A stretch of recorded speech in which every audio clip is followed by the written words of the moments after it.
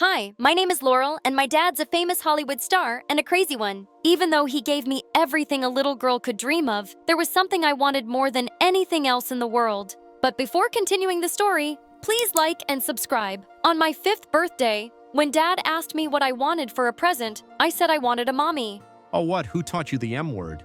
Dad, I'm 5, not stupid. Everyone has a mommy. But I'm your mom. I've looked after you ever since you were a baby. Why do you want a mom when I'm your dad? How about I take you to Disneyland instead? I want a mommy. You're being ridiculous. Besides, I don't even know who your mommy is. What do you mean, Daddy? I dated a bunch of women at the same time. I really don't know who the mother is.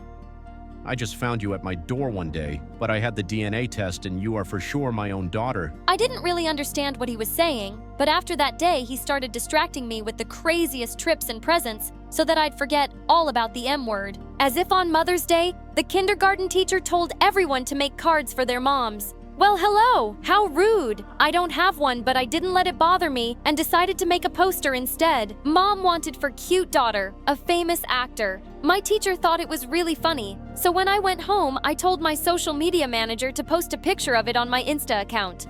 The next day, I woke up to Dad yelling, Laurel, why are there a woman outside with CV to be my wife? I ran to the window, and sure enough, there was a whole crowd of women outside the house. Dad had to call on security to get rid of them. He was really mad about my little stunt.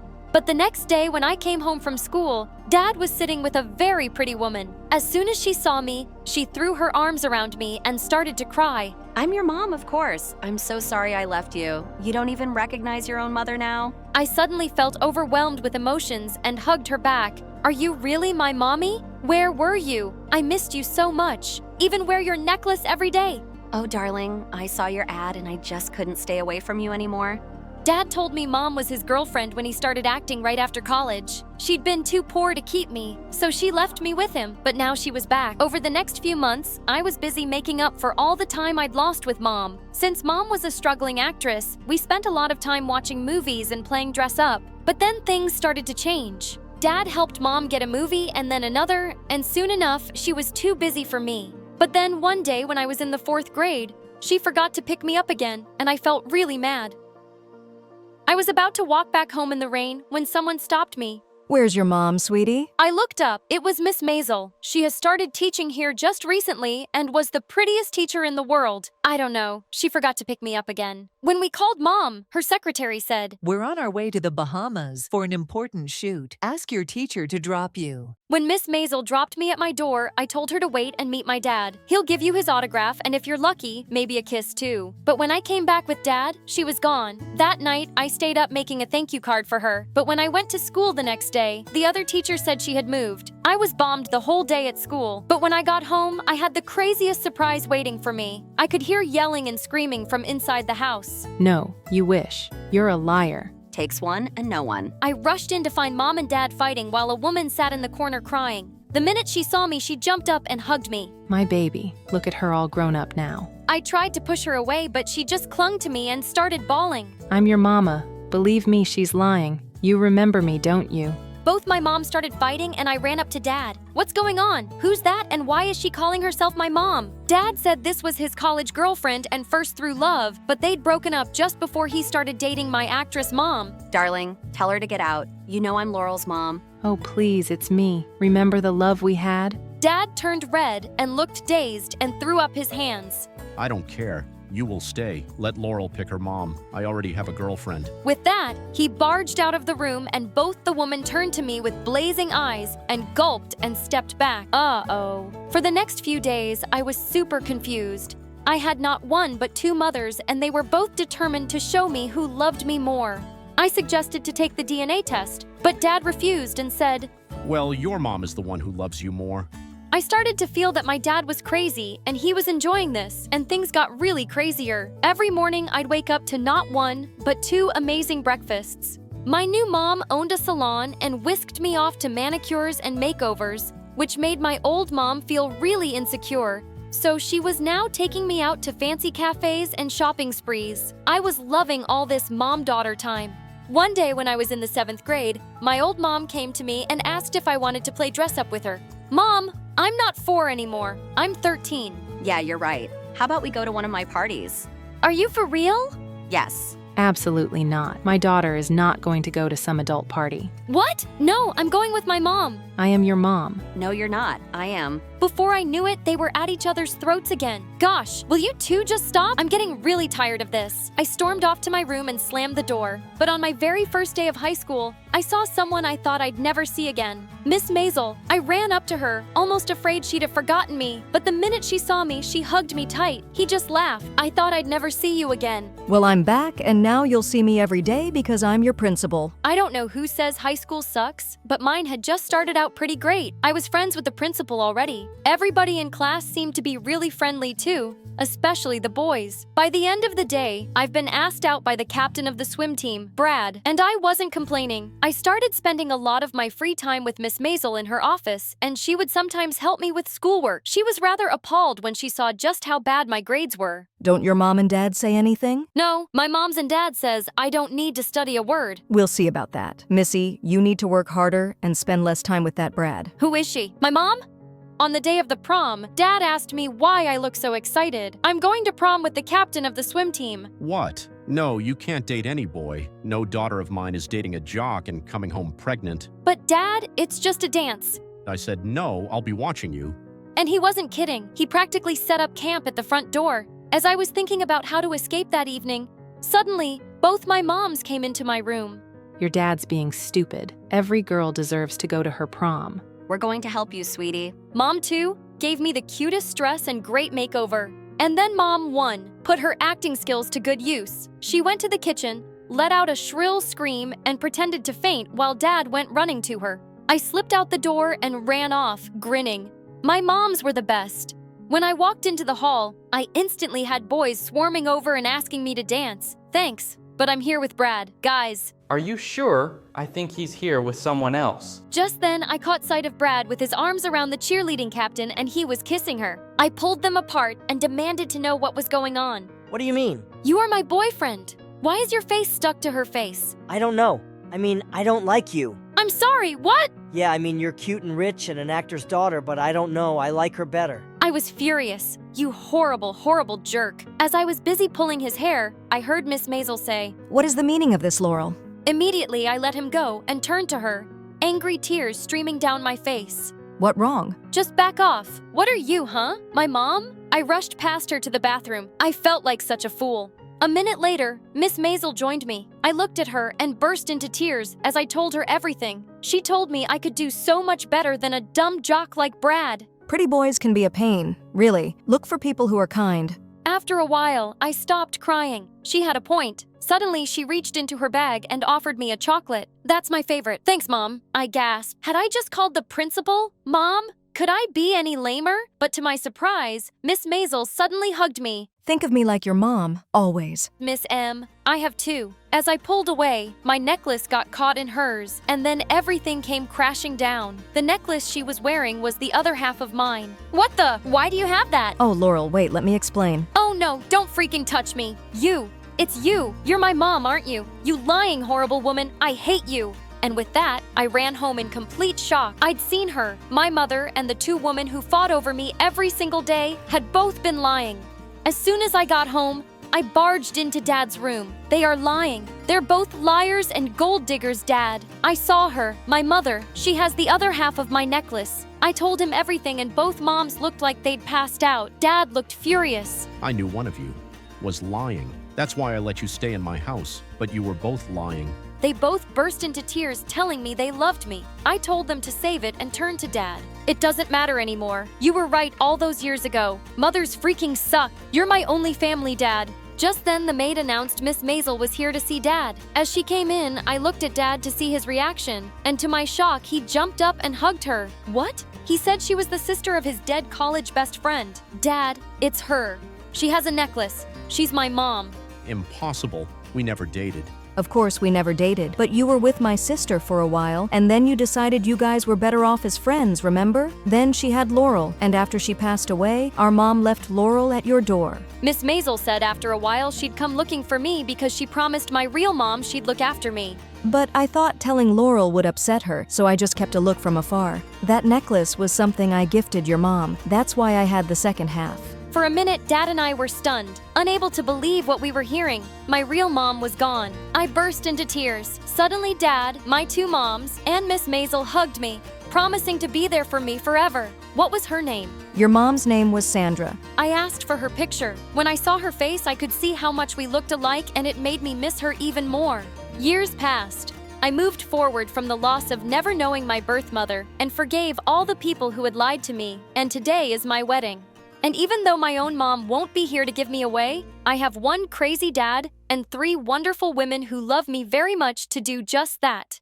Before we end the conversation, I want to remind you that going outside without permission is not good, and it's very dangerous to go out alone. Personal safety comes first. Hi, I'm Valerie from Philadelphia. Please like and subscribe. Growing up, I thought I had the coolest mom. She was a professional gymnast who'd won tons of competitions, and I wanted to be just like her, the best at something. But no matter how hard I tried, Mom always said I could do better, and she kept comparing me to others. Mommy, I won second in the art contest. What is this? The neighbor's daughter draws like Picasso, and her art was published in a magazine. Mom, I came in third in the math quiz. Well, that's disappointing.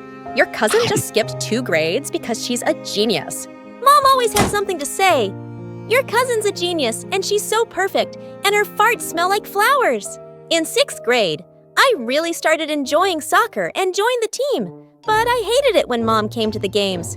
She would shout instructions at me nonstop, and once at a match, she pulled me aside during halftime.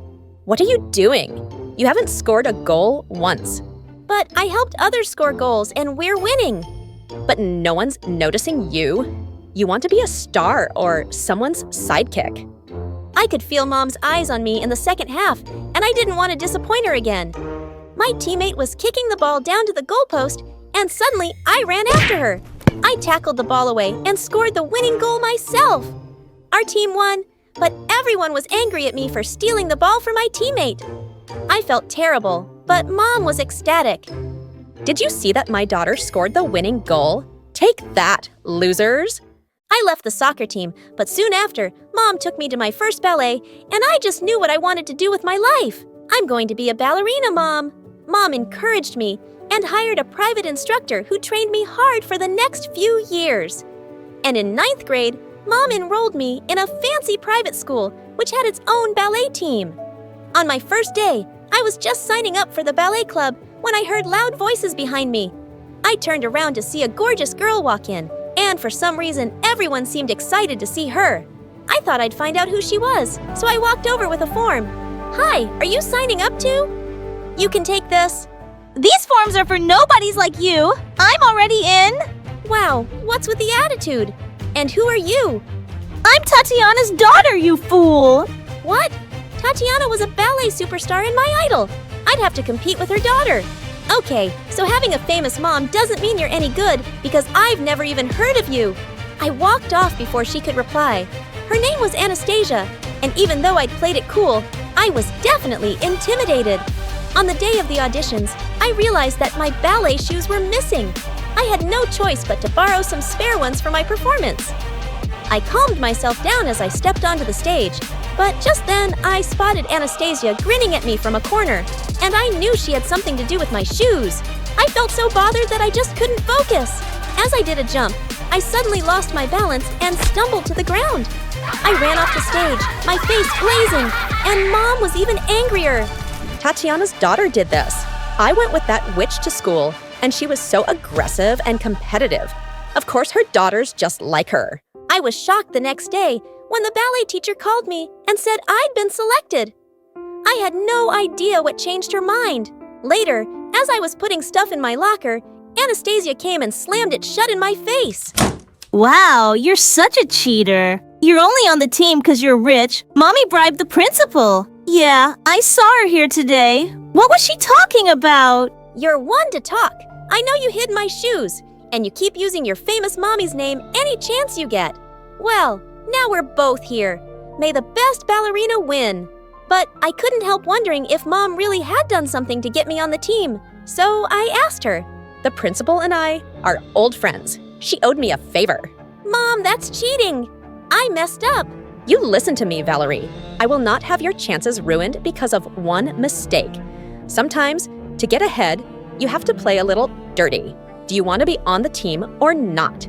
The truth was, I wanted it more than anything. It felt wrong, but I couldn't miss this chance. And by 11th grade, I'd worked so hard that I was the best in my class. Anastasia was really good, but I was better. We were soon performing in the year-end musical, and the teacher told us that professional ballet dancers would be attending. I knew Anastasia was burning because I had the lead role. Well, I'd earned my place. One rainy afternoon, I just picked up my new ballet dress from a shop, when suddenly a cyclist came charging down the pavement at full speed. I managed to jump out of the way but slipped on a puddle. I was about to land hard when someone caught me. Whoa, gotcha! I saw a boy with messy hair smiling down at me. Oh my God, you saved my life! You're welcome, but you wouldn't have actually died. Oh, I'm a ballerina. I can't afford to get injured, especially right now, so thank you. Thank me by having lunch with me? I can't. I don't have time to spare. And suddenly my stomach growled loudly. Looks like you don't have time to eat either. Come on, I just saved your life. And I gave in. His name was Seth, and he was in college. I was having such a good time that I hadn't even realized 2 hours had gone by. As he was leaving, he asked for my number. I didn't have much time to date, but he was cute and it was hard to say no. We began texting each other, and soon his messages became the highlight of my day. Why are you always grinning like a moron these days? Is it a boy? It's called None of Your Business. So it is a boy. Well, if you have time to date, you're clearly not working hard enough. Maybe some of us can do it all and still be the best. Seth and I went on our first official date soon, and being with him made me happy, so I made space for him in my crazy busy life. A few days later, I walked into school to find the halls buzzing with excitement, and I discovered it was because Tatiana was visiting. Sometime later, I went into the changing room, and I stopped short when I saw her there, my idol in the flesh.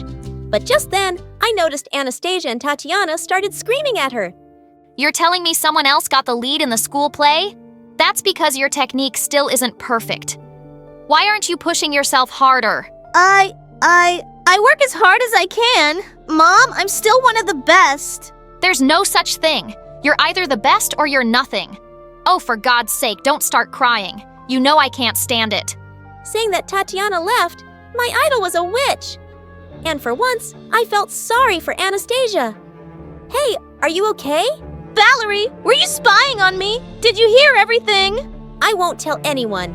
And your mom's wrong. Anastasia, I've seen how committed and talented you are. She's being unfair. Who do you think you are, Mother Teresa? Did I ask for your pity? My mom's the best, and I will be too. I'm not gonna be nothing. You'll see. Wow, these two were crazier than my mom.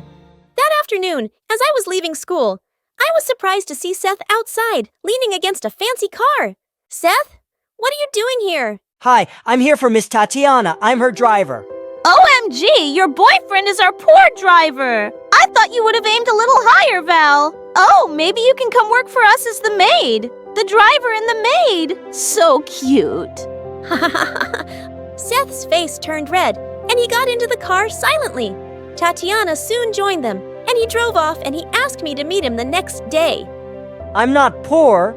I make good money, but I did lie that I'm in college because I wasn't sure what you'd think of me. Why aren't you in college, Seth? I'm taking a break. I haven't figured out what I want to do yet. How can you live like that with no goals? You can't just be a driver. I regretted my words as I saw his hurt face. I really admire you, Val. But there is more than one way to live. Your way doesn't have to be right for everybody. I'm sorry, I didn't mean that. Look, I want to take my time to find my passion and enjoy every moment like this one. Suddenly, he leaned in and kissed me, and my heart soared. One night, as I got home from a date, I found Mom in panic. Valerie, where were you? Why weren't you answering your phone? Oh, I guess the battery died. Do you know how worried I was when your instructor called and said you never turned up for rehearsal? I stared at her in shock. How had I forgotten about my rehearsal completely? You were with Seth, weren't you? Valerie, you have to break up with that boy. But why? Because he's a distraction and he's making you lose your focus. He has no goals or ambition. You hardly know him. Mom, he's amazing and he cares about me. But he doesn't get you. He's not right for you. You can be a superstar. Why are you letting him bring you down? I missed one rehearsal.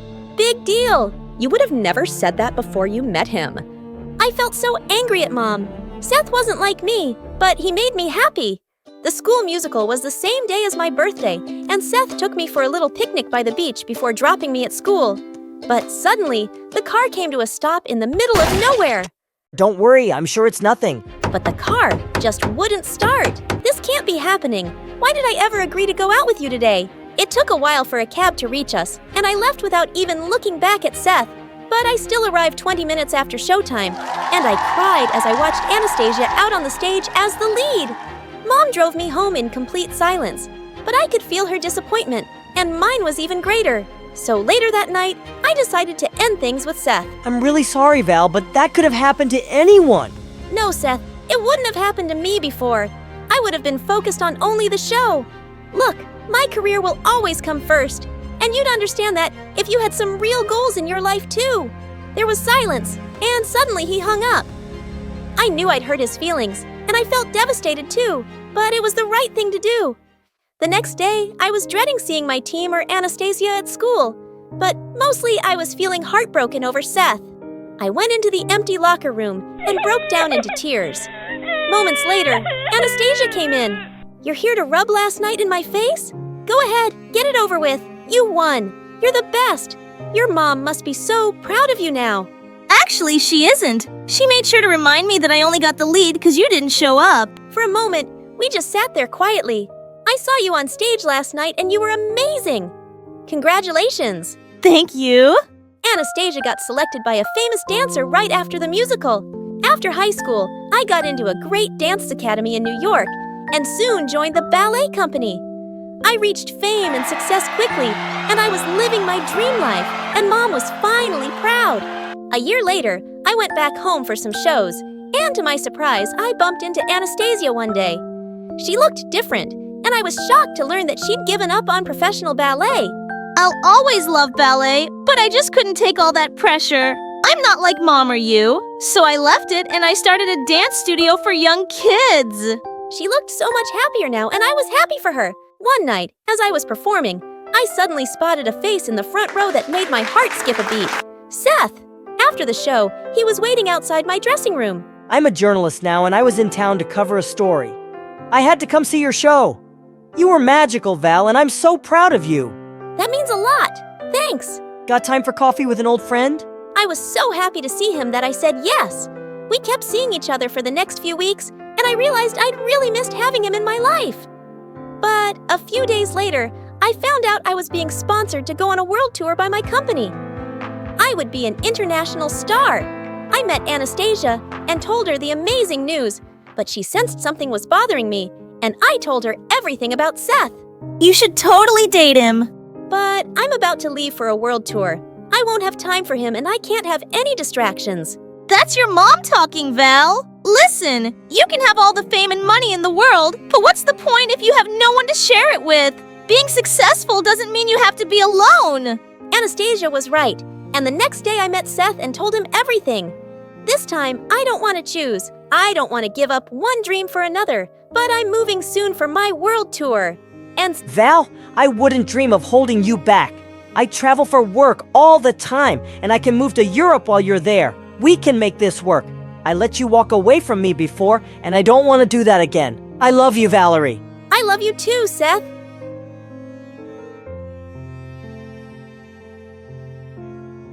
Hi, I'm Alina from Hawaii. Please like and subscribe. I live with my mom, right on the ocean shore, but Dad left before I was born. According to Mom, that's because she was under a love spell that ran in our family. She could only fall in love with people who didn't love her back.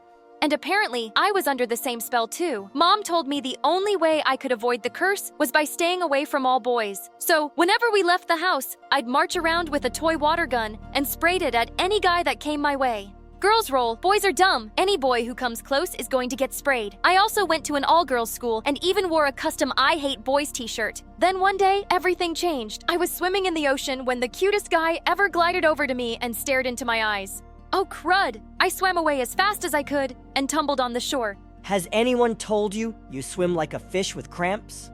I do not. Also, any guy that tries to talk to me gets a face full of sand. How about you help me eat some pineapple cake instead? If you don't like it, you can go back to being mad. Pineapple cake was my weakness, so I agreed to sit with the guy for a picnic. I found out his name was Sage, and we got to know each other a bit. I told him all about my crazy life, my family's love curse, and how I wasn't supposed to talk to boys. A love curse? Your mom sounds like a nutcase. My mom isn't a nutcase. I don't know. She says it's been my family for generations. I felt guilty for betraying Mom, but I was having fun with Sage, and he didn't seem like a bad guy. So after that day, we secretly became friends. We either met at the beach, or we'd go over to each other's houses when no one was home. Then, 1 year later, Sage and I were sitting on my roof talking when I heard Mom get home. But when I went down to see her, I suddenly heard Sage yell. I could use a hand here. Who are you? Sage, you idiot! So you know this boy? Before I could answer, Sage fell from our roof and landed in our hammock.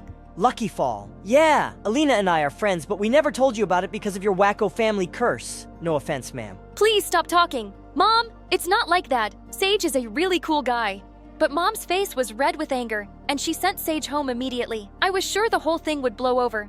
But a couple of days later, I saw that Sage had changed his number and deleted all of his social media accounts. And when I went to his house, I saw his family had moved out. Tears stung my eyes. I just knew Mom had sent him away, and when I confronted her, she got mad. I did no such thing, but you shouldn't even be thinking about that boy. You disobeyed me and betrayed my trust. You sent my best friend away because you're a lunatic who believes in some family legend. Sage was right. You are nuts, and I'm not following your rules anymore. And I stuck to my word. I forced Mom to send me to a co-ed school, and our relationship went downhill from there. I did everything I could to go against Mom's rules. I dated every boy I could get and made sure to rub it in Mom's face. Oh, Tommy, your lips are so soft. Grab a net and catch me. I must be dreaming. I knew I was making her crazy, but I just couldn't forgive her for sending Sage away. One night, I was at a high school party with my newest boyfriend, Connor, and we were dancing the night away. Then suddenly, a girl pointed to the door. Oh my god, it's the new guy from school who invited him. He's a criminal. At that second, I saw someone with a wound on their face, and my heart dropped when I realized it was Sage. I hadn't seen him in over a year. What had happened to him? Whoa, babe, are you okay? Do you know that guy? Good to see you again, stranger. Sage, what is going on? This isn't who you are. You don't know who I am anymore, Alina. Good luck dating this weirdo, bro. Did you know she's under some love spell? Sage walked away, and I was totally speechless. What a jerk. Later that night, I got more scoop on him from some kids. Sage went to juvie once because he smashed a lady's car with a bat. And one time, Sage stole a little girl's kitten and ran away with it. There had to be some kind of mistake. That entire week, Sage ignored me at school, even though he stared at me 24/7, especially when I was with my boyfriend. One time, Connor bought me a hazelnut latte, and I was about to kiss him on the cheek to thank him. But then stupid Sage walked by, and I was so distracted I ended up spilling coffee all over myself. Good God, he was freaking everywhere, like a really handsome mafia guy from a horror movie. One afternoon, I was studying in the library when I saw Sage reading a book there, and suddenly he smiled at me mischievously. So you really are dating boys now? I'm sorry I said that mean stuff about you the other day. I was feeling protective of you and want to scare Connor away. Oh, are you also sorry for ghosting me for a year? Look, my life is more complicated now than it used to be, but things at school are normal, so maybe we can try to be friends again. What do you say? Sage squeezed my hand, and I felt butterflies. Then suddenly, a hand pulled us apart, and it was Connor's. He insisted on sitting with us since he didn't trust me sitting with a so-called criminal. But Sage just left soon after Connor came, which made my heart sink. Later, Connor ended up walking me out and pulled me close under some lovely trees. I know you and that Sage guy used to be close, but it's obvious he's changed. The good thing is, I have you all to myself now. No guy will come in between us. Connor kissed me, and that's when I realized I didn't feel any sparks or anything between us. Then what was wrong with me? I am so confused right now. You're perfect. I'm awkward, and I don't think I can date you. Something's stopping me, but I have no idea what it is yet. Pull it together, Alina. I got to go. I ran off feeling really guilty about dumping Connor. He was as sweet and perfect as a guy could be. He was furious with me that whole week and started telling everyone what a witch I was. I guess I really hurt him. One afternoon, I walked to the bleachers for some peace and quiet when I saw Sage sitting there alone. Oh great, you're here. Don't worry, I'm leaving. Alina, can you keep a secret? There's something I've been wanting to tell you since I came here.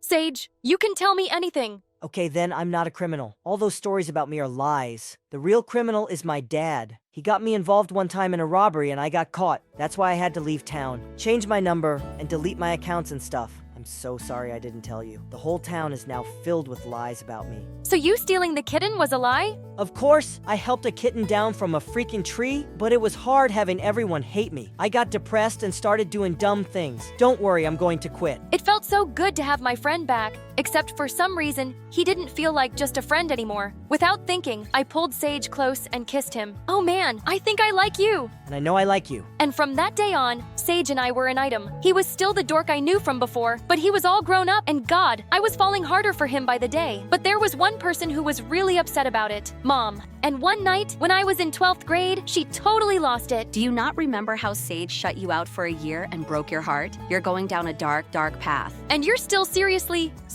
crazy. I've been dating for a while now, and nothing bad has happened because I know how to take care of myself. I don't blame stuff on magic spell nonsense. This is different. You love Sage, and I can't have you getting hurt. So if you decide to stay with this person after high school, I'm out of the picture. I won't come to your wedding. I won't support it. It's just too much for me. I couldn't believe what I was hearing. Mom and I had never had a good relationship, but now I just had it with her. So after I graduated, I moved in with Sage, and we were happy together, even though I still wasn't speaking to Mom. Then one day, I was at the mall when I saw a gorgeous aquamarine engagement ring. I felt butterflies and pictured Sage proposing to me with it. I snapped a picture of it and sent it to him. I sure hoped he could take a hint. But when I arrived home, Sage was sitting on the couch with all the lights off.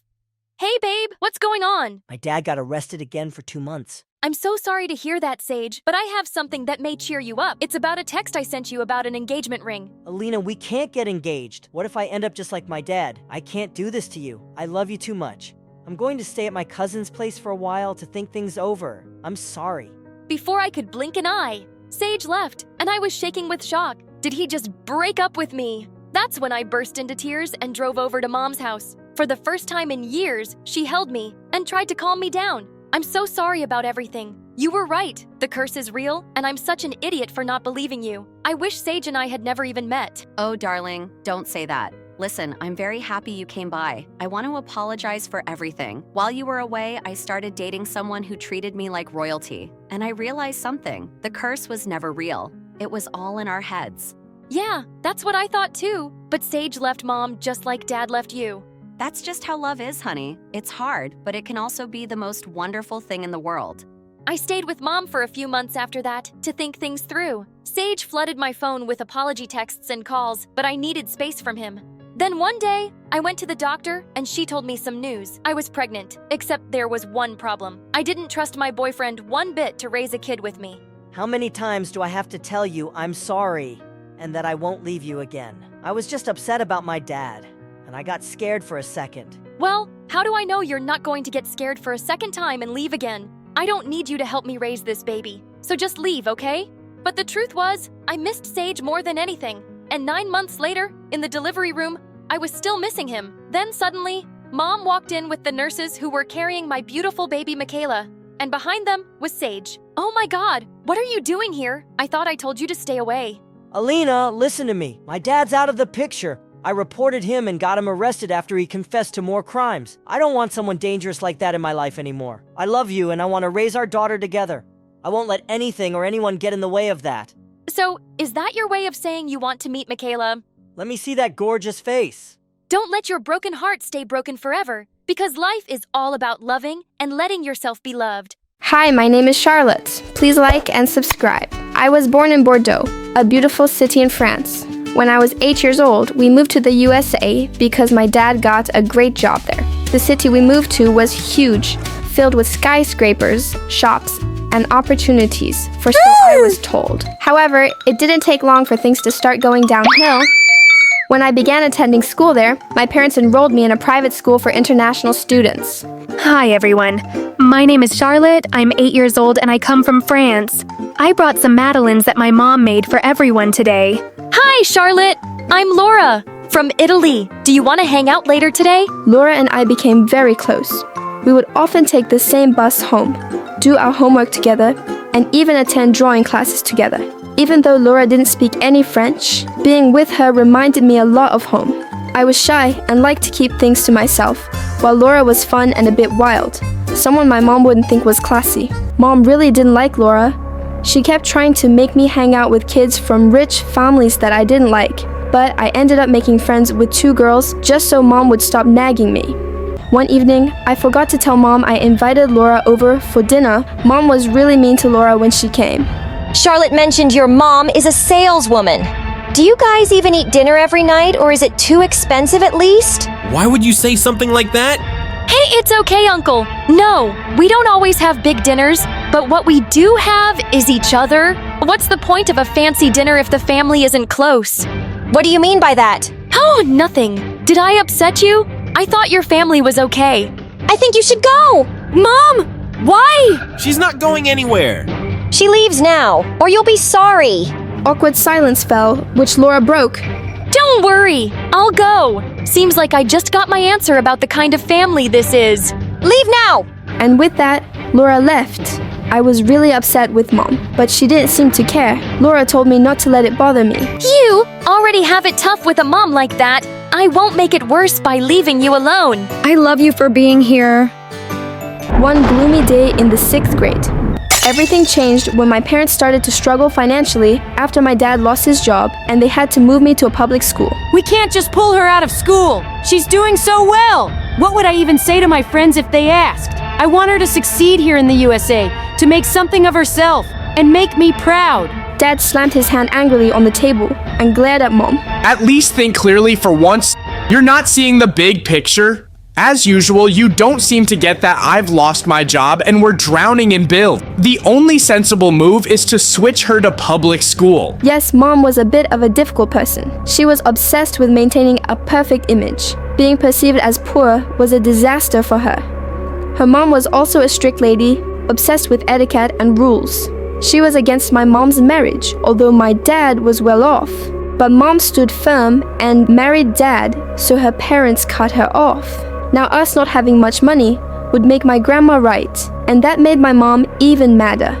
She made us move to a different city so she could lie and tell her friends that Dad had received a job opportunity far away. I screamed and cried for days. I didn't want to leave our city or be away from Laura. But as usual, Mom ignored my protests. I was heartbroken. Dad, I hate her. Hate is a strong word. You know how your mom is. She wants things her way. Life hasn't ended, though. You'll make new friends. And about Laura, you can still talk to her on the phone, and I'll help you see her once in a while. Thank you, Dad. You're too kind to be with someone like her, but I guess life isn't fair. Saying goodbye to Laura was incredibly hard. And to make things worse, after we moved, I realized I forgot the notebook with Laura's number in it. It was utterly heartbroken. Even though we didn't have a lot of money, Mom kept having big parties at fancy places for her friends. We were getting more and more into debt, even though Dad asked her many times to stop the parties. One day, she even gave her friend a really expensive ring for her birthday. Dad got really upset when the bank called him. Listen, woman, I can't take this anymore. This is your last chance, If you don't stop, we might have to split up. And I'll want to stay with Dad. With that, Mom left. She was gone for a couple of days. Although Dad and I were worried, we didn't try to reach her. It was time for her to act like the adult she supposedly was. When she returned, she walked into the house and started doing laundry as if nothing had happened. From that day on, she stopped seeing her friends so much and didn't waste our money anymore. I was relieved she finally came to her senses, but I could see a change in her. Her eyes had lost. Well, things at the public school weren't perfect either. At first it was okay, but things changed quickly. When I started junior year of high school, I noticed my body changing rapidly, even spotting some freckles on my face. It wasn't just my appearance that was changing. My social life was too suddenly always started looking at me differently. Girls were going out with boys and there seemed to be more parties. Hey Charlotte, how about grabbing some ice cream after school? Just the 2 of us? Just us? Alone? Yeah, just us. Why were you planning on turning it into a group event? Well, I thought maybe we could invite Jessica too. Look, I wasn't making a guest list. You know what? Forget it. I got to go. And hey Charlotte, or should I call you the lost little raccoon? Just because you're from France doesn't mean you're anything special here. If anything, it just shows you can't take a joke and always dampen the mood. Before I could respond, he pressed his gum into my hair as he walked away. It was not just embarrassing, it felt like a sharp hug at my dignity. I came back home that day, wanting to tell Mom about it. She was cooking in the kitchen when I walked in. Hi, Mom. I had a weird day at school today. I really don't have time for your stories right now. You know, we've been living in the USA for quite a while, and you still call a lot of things weird. I felt so angry I started crying. Our relationship wasn't that great to begin with, but now it felt ruined. If a girl doesn't find confidence in her mother, then the relationship feels distant, and each day I was growing further away from my mom. I headed to my room to put away my books when I spotted a sketchbook on my desk. It was from the drawing classes with Laura, and it had her number inside. Turns out it saved it here as well. I was ecstatic. I quickly and quietly went to the living room, wrapped my mom's phone, and dialed Laura's mom's number. Hello, Elise. What do you want? Hi, it's actually Charlotte here. Laura's friend from school. Do you remember me? Can I talk to Laura? Oh, Charlotte. Yes, I remember you. One moment. Laura, your friend Charlotte is on the phone. Wow, I've been trying to find you, but I couldn't. How are you? Hey Laura, I'm not on social media much. I really miss talking to you. We should hang out soon. I'd love to, but my family is going to Europe this Friday. Europe? That's so cool. I wish I could go too. You're so lucky. Why don't you come with us? My grandparents' house is big and you can stay in the guest room. I'd love to, but my mom would never say yes. We don't have to tell her everything. Just say you're going on a school project abroad. She loves to brag about this stuff now. Laura, that's smart. It's going to be so fun. We can eat lots of good food, see new places, and maybe even paint. I'd love to paint in a quiet spot away from all the noise, especially away from Mom. In fact, I found out that the city Laura and I were visiting was hosting a big art competition during our stay, and I signed up for it. On Friday, my mother drove me to the airport with a big smile on her face. I got out of the car and walked to the airport gate when I saw Laura. She looked great and ran up to me. Charlotte for going to Europe! It's going to be so fun! I'm so excited! I entered a drawing contest over there too. The prize is also about $500,000. Can you come and cheer for me? It feels like a dream. Sure! But you have to draw me and make my eyebrows look good. I enjoyed spending time with Laura, but sometimes things felt off. It seemed like she would suddenly stop talking to her mom when I showed up, as if they were hiding something from me. One night after we had dinner, she said something strange. You know, I was actually happy when your family started having money problems. What? Why would you say that? Well, your mom was a witch, and seeing her getting humiliated was so satisfying. First of all, becoming poor has nothing to do with humiliation. Second, Mom becoming poor also means me becoming poor. I thought your love for me was bigger than your hate for her. Oh, come on now! She's awful! Okay, let's change the subject. Want to eat some ice cream? I suddenly don't feel like it. I think I'm calling it a night.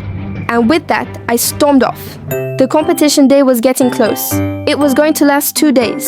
The first for live painting in front of an audience, and the second for a closing ceremony where judges would announce the winners. Do you think the judges will be fair? I'm sure they will be. Are you excited to cheer me on? Of course. Will you cheer for me too? What do you mean? I'm entering the competition too. You knew that, right? What? No! You think I've lost my touch? I've been taking drawing classes for the past year. I see this as a great chance. But Laura, you never mentioned this. I didn't think I needed to report my plans to you. Anyway, I think it's better we focus on our own preparations for the next few days, so we probably shouldn't hang out too much. I was stunned. What happened to my best friend? I almost regretted coming on this trip. The only thing keeping me here was the upcoming competition. I was determined to win and get the prize. The first day of the competition arrived. We were led onto the stage, each competitor equipped with a set of pencils, colors, and a blank canvas. Laura leaned over with a mischievous grin and whispered, May, the best girl. I was too stressed to respond and just focused on getting onto the stage. That's when I saw it. The event was being broadcasted live on TV. My heart sunk. I thought, oh no, my mom will see this. She'll ground me for life. Not only did I lie to her, but I'm also here with Laura, someone she can't stand. And now Laura, she turned out to be so different from what I thought. This is a nightmare. I wish I could just vanish. But I took a deep breath, pushed down my fear, and began to paint with all my heart, pouring every emotion onto the canvas. While sitting comfortably at home, my mom saw my face on the TV screen and yelled, Pierre, our daughter, isn't on a school project. She's on TV with Laura. This is nonsense. She won't get away with this. We're flying to Europe. My parents caught the next flight and arrived on the second day of the competition. Mom tried calling me the whole time, but I was too caught up with the competition and the drama with Laura to answer. On the final day, as I stood on stage with Laura and the other competitors, they started announcing the winners. Laura got second place and I was on the verge of tears until they announced Charlotte is the winner. Overjoyed, I walked towards the microphone to give a speech, only to see my mom storm into the hall. I was shocked and embarrassed. Yelling in front of everyone, she demanded, How could you? Lie to me, Charlotte. You know there will be consequences. And with Laura, of all people. Oh, me! Of all people! Remember when you burned the book that Charlotte wrote my number in? You called and insulted me and my mom, who even threatened me, a child, to stay away from Charlotte. Do you want me to say what? You did too! Shut it! Don't you dare speak to my daughter like that! Laura, what exactly did my mom do to you? Let it go! Didn't you just win? Take your prize and leave with your parents! Your mom threatened Laura's mom with her connections in immigration, saying she'd get her deported. What kind of sick person hates a kid like this? What has she ever done to you? You need help. I'm taking the prize money and I'm leaving with Dad. You should consider getting help. I'll even pay for your therapy. I traveled all this way for you to side with her. What lies has she told you? Enough! Let's go, Charlotte. Laura, what my mom did was wrong, but targeting me wasn't fair. Still, I'm here if you want to start over. Then I went to receive my medal and prize, hugged my dad, and we left. Hi, I'm Stormy. Please like and subscribe. I lived with my parents in a small city in the States. My parents loved me loads, and I was living a simple, peaceful life until I discovered something strange about me on my 5th birthday. When I was about to thank the guests after the party, I felt quite nervous with everyone staring at me. Thank you all for coming to my birthday. What a fumble. That's the first time I realized I stutter in nervous situations. Everyone around me laughed, and I just ran away. I sat by the pool, crying when a girl my age with glasses came and sat down near me. Hey, I'm Nora. We just moved here. I know speeches suck. Yuck. I hate them too. She wiped my tears, and I instantly put my arm around her. It felt like we were destined to be friends. Mommy takes me to the park every night. Want to come along? It'll be fun! And so, we met at the park every evening, and soon we became best friends. One such day, I saw another girl with Nora. As I approached them, the girl started laughing. Don't tell me you're friends with her! Isn't she the dummy who said thank you at her birthday party? Yeah, I did. But what's your problem? You're such a stupid combo, Stormy. The dummy and no eyes, Nora! Ha ha ha ha! She laughed and pulled Nora's glasses. Nora reached out for them, but the girl threw them on the ground and stomped on them. I lost it! I kicked her hard, and she fell on her butt. How dare you mess with my friend? Your friend? She's my sister, you moron! Get lost! What? Turned out she was Nora's twin sister, Leah. She gave Nora a death stare and ran to complain to her mom. She can't be your sister, Nora. She's awful. Yeah, she is. That's why I didn't introduce her to you before. We just never get along. But thanks for standing up for me. Days passed and we all started going to the same school. Whenever Leah or anybody bullied me or Nora, we always stood up for each other. Life was good until one day in the 6th grade, Nora told me the saddest news. Their family was moving to New York City. I don't want to go, but my dad's got some big job there and he can't miss it. I'm so sorry. She hugged me, and we both burst into tears while Leah mocked and laughed at us. And that's the last day we all met. I missed Nora so much that I didn't even attend school for days. But then, Mom and Dad encouraged me. Slowly, I started focusing more on my studies and became a school topper. But when I was in high school, my parents came up with a strange plan. They wanted me to move in with my aunt in New York for a better education. I wasn't so happy to leave them, but I agreed. When I reached New York, Aunt was so pleased to have me. She took me shopping around the city and got me all ready for my new school. Stepping into the big school, I felt like I was in a movie. I walked straight up to my class in the 9th grade, but almost all the seats were taken. I was gazing around when suddenly a girl waved at me. Me? Yeah, come on up. Here's a seat. That was so sweet. I walked near her, but then I noticed from her smile, she's someone I knew. OMG. Nora, is that you? You look amazing, and you got contacts. I know. Gotta make some changes. And you're beautiful as ever, too. We shouted in excitement while the whole class stared at us like crazy. Nora took me out on a tour around the school, and we bumped into Leah. Oh God, you again! How many more losers can a class of grade 9 hold? And she had a set of minions here too around her. Seems like she hadn't changed one bit. Well, maybe you can leave and never come back so the class will be one loser less. Nora and I laughed and high-fived. Leah looked like she was about to attack me, but some teacher walked by just then and I escaped. Later that day at lunch, I sat down with Nora at a table, and the next minute, 2 girls brought us food as if in a restaurant. Hey, don't you know I'm on a diet? Take this burger back and get me a salad and... Oh, one for Stormy too. No, really, it's fine. I can get my own lunch. Thanks. Hey, why? Easy girl, see, she's already going. Now chop chop. Whoa! I was surprised to see she was a big shot in the school with her own set of minions. As we were eating, Leah was sitting a few tables away, and I saw a strange grin on Nora's face. Now watch the show. Saying that, she walked straight to Leah with a bottle of water. She silently poured the whole bottle onto her food. Leah snapped and pushed her hard. Nora fell down with a scream. Ah! Look, guys, she slapped me and pushed me down for no reason. Do you want such a mean girl to be your president? Stop embarrassing yourself, Nora! You're going to lose no matter what you try. We'll see about that. What was happening? When she came back to her seat, I asked Nora. What was all that about Nora, and I saw that you started it.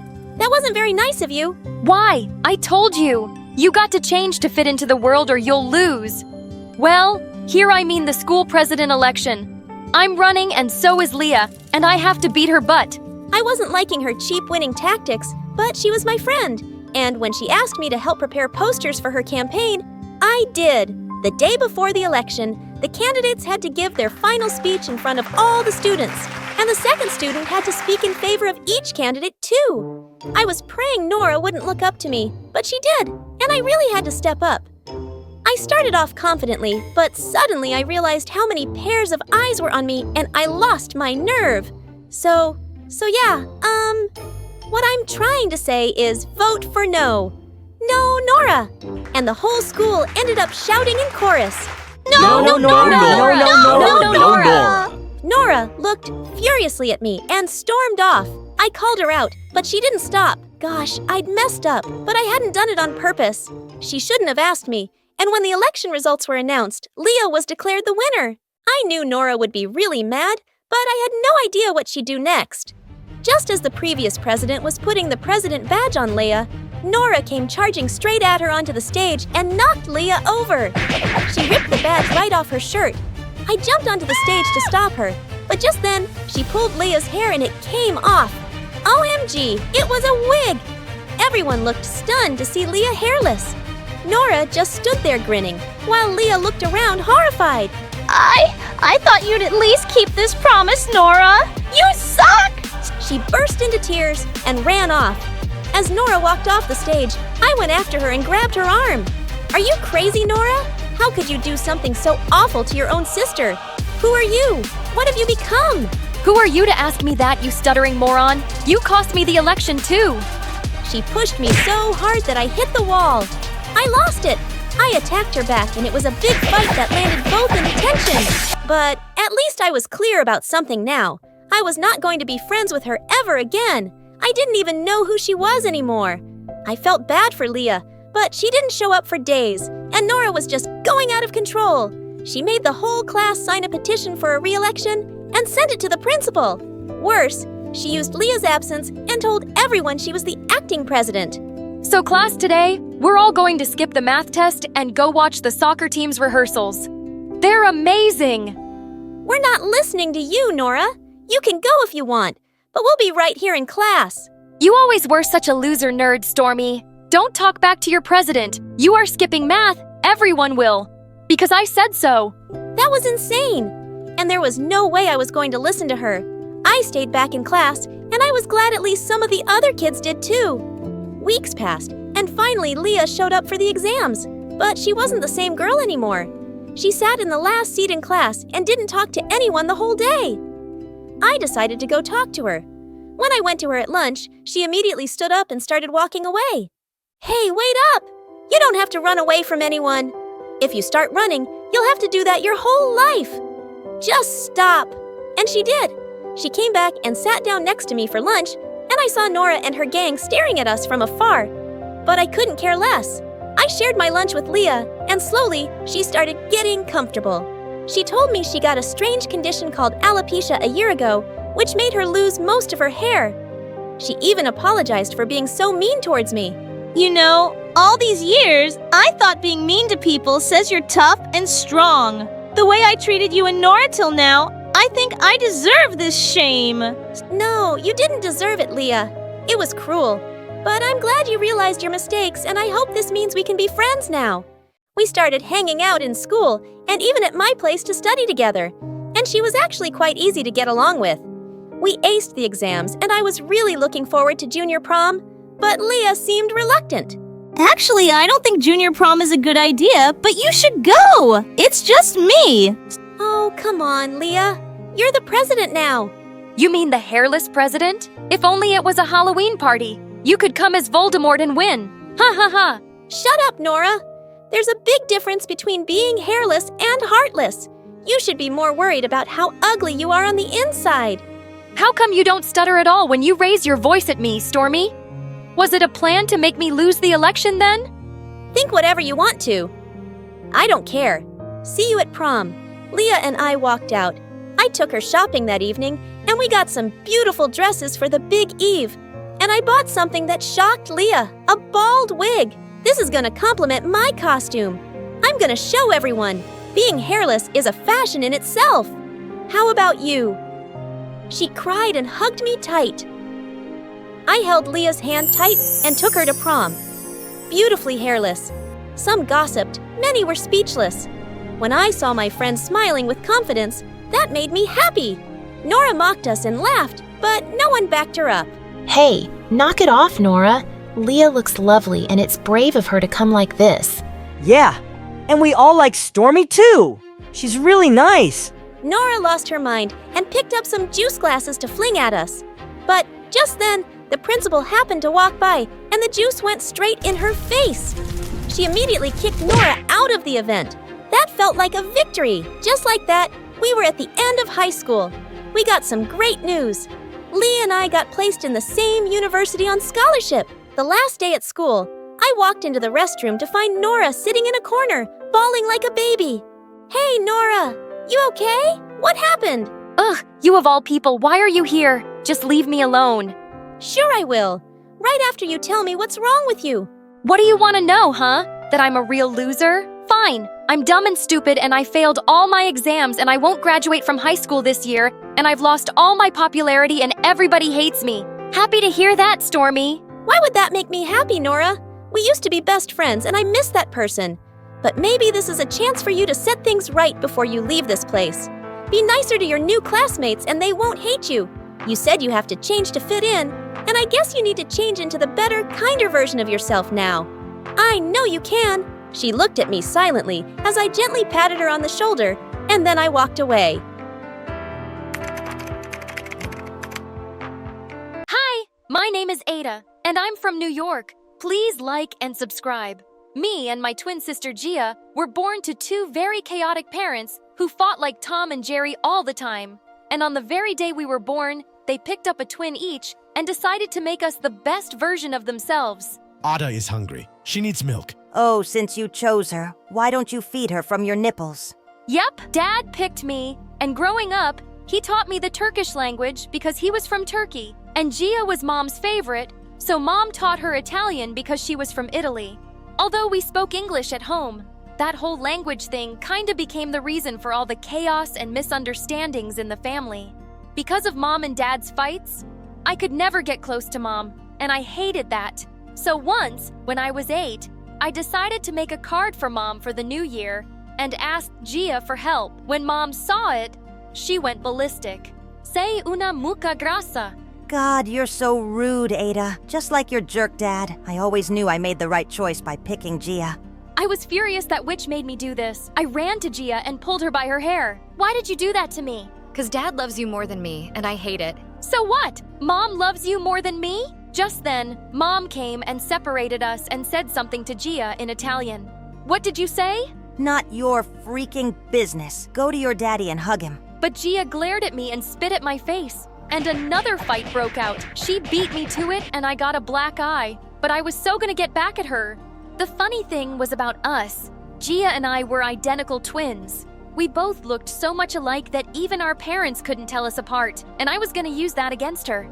The next day, I went to school and punched a kid straight in the face. I rule the school. No one dares mess with me. Remember my name? It's Gia. That would land Gia in detention for sure. But my plan kind of backfired when both Mom and Dad were called to the principal's office. And when they couldn't figure out who it was between us, they started blaming each other for it in front of the principal. Sei stupido. Yeah, whatever. Same to you. Back at you. Che animale così stupido. The principal let us off without any punishment because she just wanted to get my parents out of her office. But it's not like they ever stopped. On Thanksgiving dinner, Mom served pizza and Dad went ballistic. Where's the freaking turkey? Who even makes pizza on Thanksgiving, you stupid woman? Turkey, turkey. Go ask your mother to make you a turkey. And saying that, Mom threw a plate at Dad, which he avoided. But then Dad grabbed the ketchup bottle and pointed it at Mom. Don't you dare. This is a designer top. Watch me. And he squeezed out all of the ketchup onto Mom's top. Mom shrieked. And soon our dinner table turned into a war zone. Gia and I felt terrible. Mom and Dad didn't even care about any happy occasion or us anymore. They just fought all the time. Then one day in the 7th grade, when Gia and I got back home after school, Mom and Dad finally dropped the bomb on us. We are getting a divorce. Ada is going to live with her dad in Turkey, and Gia is going to live with me in Italy. What? No way. You can't do that. No, Mom. No, Dad. I can't live without you guys. I want all of us together. Please don't do this. But they didn't listen to us and said it was final. Later that night, I went to talk to Gia in her room. I thought she might not listen to me, but she hugged me as soon as she saw me. Oh, Ada, I'm so glad you're here. Even though we fight all the time, I can't live without you and Dad. Sis, we have to do something. What can we do? Our parents just hate us. They're selfish and only think about themselves. Then let's just run away. They'll get busy looking for us, and then they'll forget all about this stupid divorce thing. They'll understand how much we need them. I won't let this happen. I won't let them ruin our lives. We have to stay together no matter what. But Mom and Dad had already filed for the divorce, and within a week, they even signed the final papers. But then I had a brilliant idea. I could switch places with Gia and go with Mom to Italy. We would tell them about the swap after 6 months, and when they'd meet again to exchange us, maybe they'd be less angry and realize that they still loved each other. Yes, this was perfect. I immediately told Gia about it, and she happily agreed. Soon after, Mom and I flew off to Italy, and there, Mom had a huge place of her own. As soon as we got there, a maid came running and grabbed all our luggage. Benvenuta, signorina. And that's when it hit me. I could not understand a word of Italian, and this reminded me of Gia. She was also stuck in Turkey and didn't know a word of Turkish. God knows what kind of trouble she was going through. Mahaba birkaç erkek alabilir miyim? What are you saying, kid? Are you out of your mind? Soon after, Mom enrolled me in school, and my first day was a complete mess. The teacher asked me to introduce myself, and I said, "Ciao, mi chiamo Gia siete tutti prutti." Everyone gasped and looked at me like I'd cursed them. All I said was they were nice, but for some reason, none of them would talk to me now. The next day, during lunchtime, pizza was being served in the cafeteria. But I noticed there wasn't enough cheese on top. "Can I get more cheese on this?" The server stared at me, like I had asked for her kidney. And dude, this was a clear mistake. Asking for more cheese in Italy is considered super rude, but I didn't know that. "Cheese vaca grassa?" The lady glared at me and jumped over the food counter to attack me. She chased me for a mile around the school until the principal caught us both. She sternly told me off for being rude and said she was gonna call my mom later. And I felt like a terrible kid. Mom was already dealing with the divorce, and now I was adding more to her troubles. I thought I'd apologize to her as soon as I got home. But what I saw next shocked me. Mom was having a pool party with her friends, and they were all having the time of their lives. What the crap? Mom, what's going on here? Oh, honey, I'm having so much fun.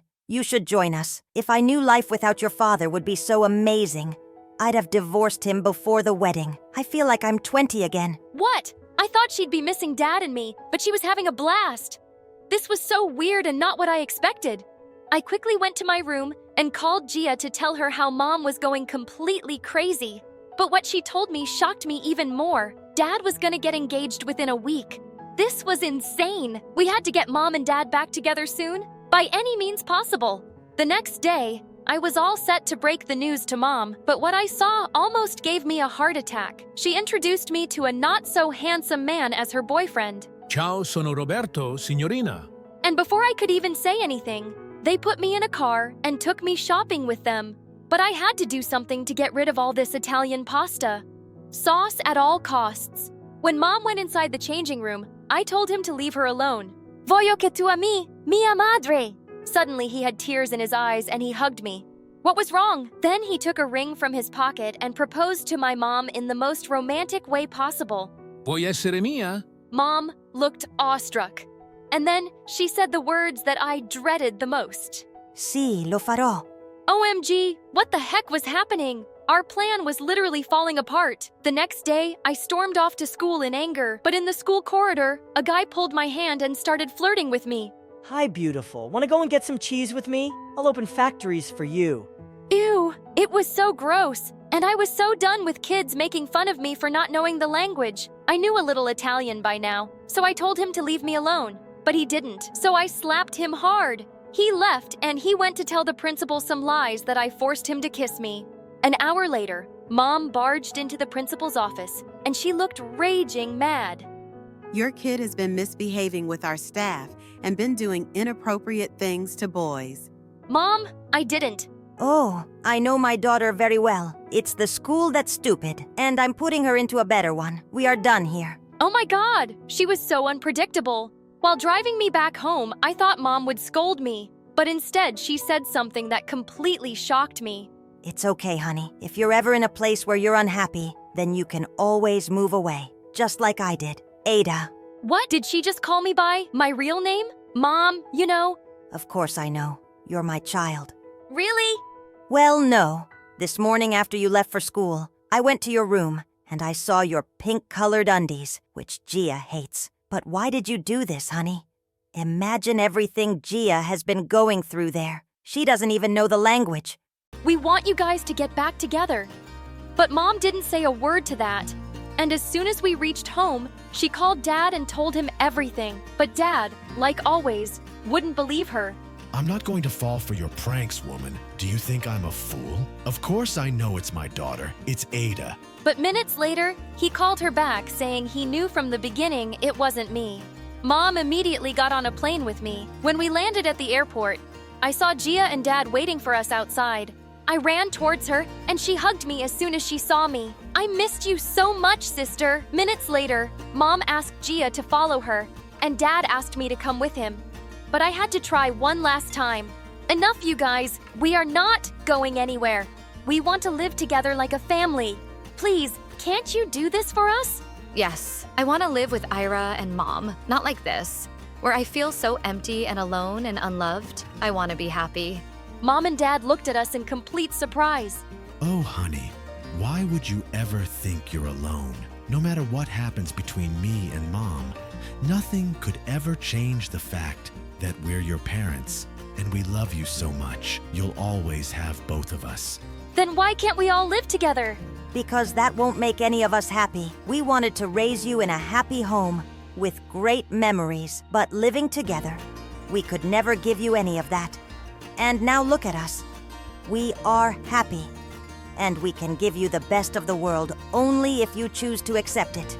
Suddenly, I had tears in my eyes. Maybe Mom was right. She looked a lot happier and healthier than she ever used to be with Dad. And Dad, he looked like he was gonna explode with joy. And now, the only people fighting against this happiness was me and Gia. This had to stop. I looked at her, and she looked at me, and we knew what the right thing to do was.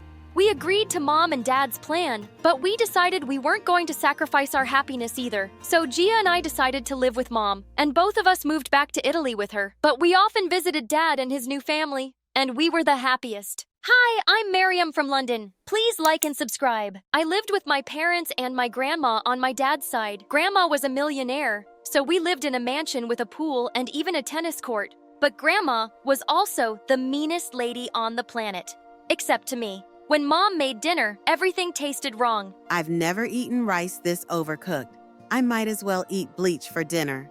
But one time, I made Grandma a mustard sandwich and she was blown away. Look at you, already cooking at 10 years old. My granddaughter is the smartest girl on the planet. Grandma also showered me with expensive gifts constantly. One time, I helped Dad clean the floors, and Grandma bought me a TV for my room. Look at you doing your chores. This is what you get for being an angel, darling. Grandma scolded Mom and Dad for not spoiling me the way she did. Miriam had a fever yesterday. You two cheapskates couldn't hire a singer or a boy band to entertain her.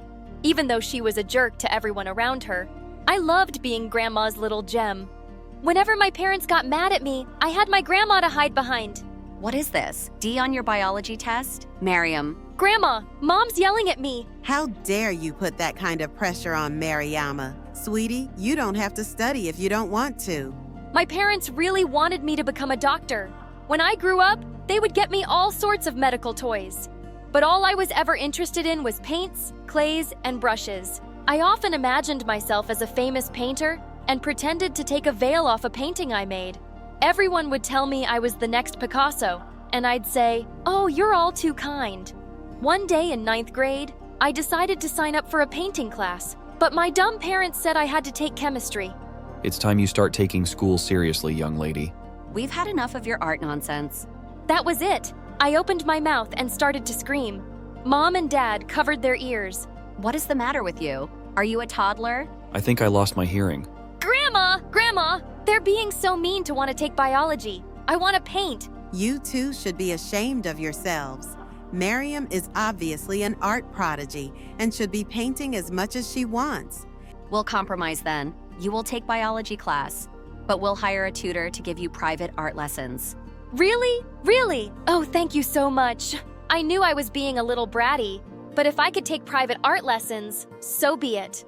My art tutor turned out to be a girl from my school.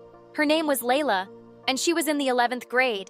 And I didn't mind having her for my art tutor at all. She was one of the most popular girls in school and looked like a supermodel.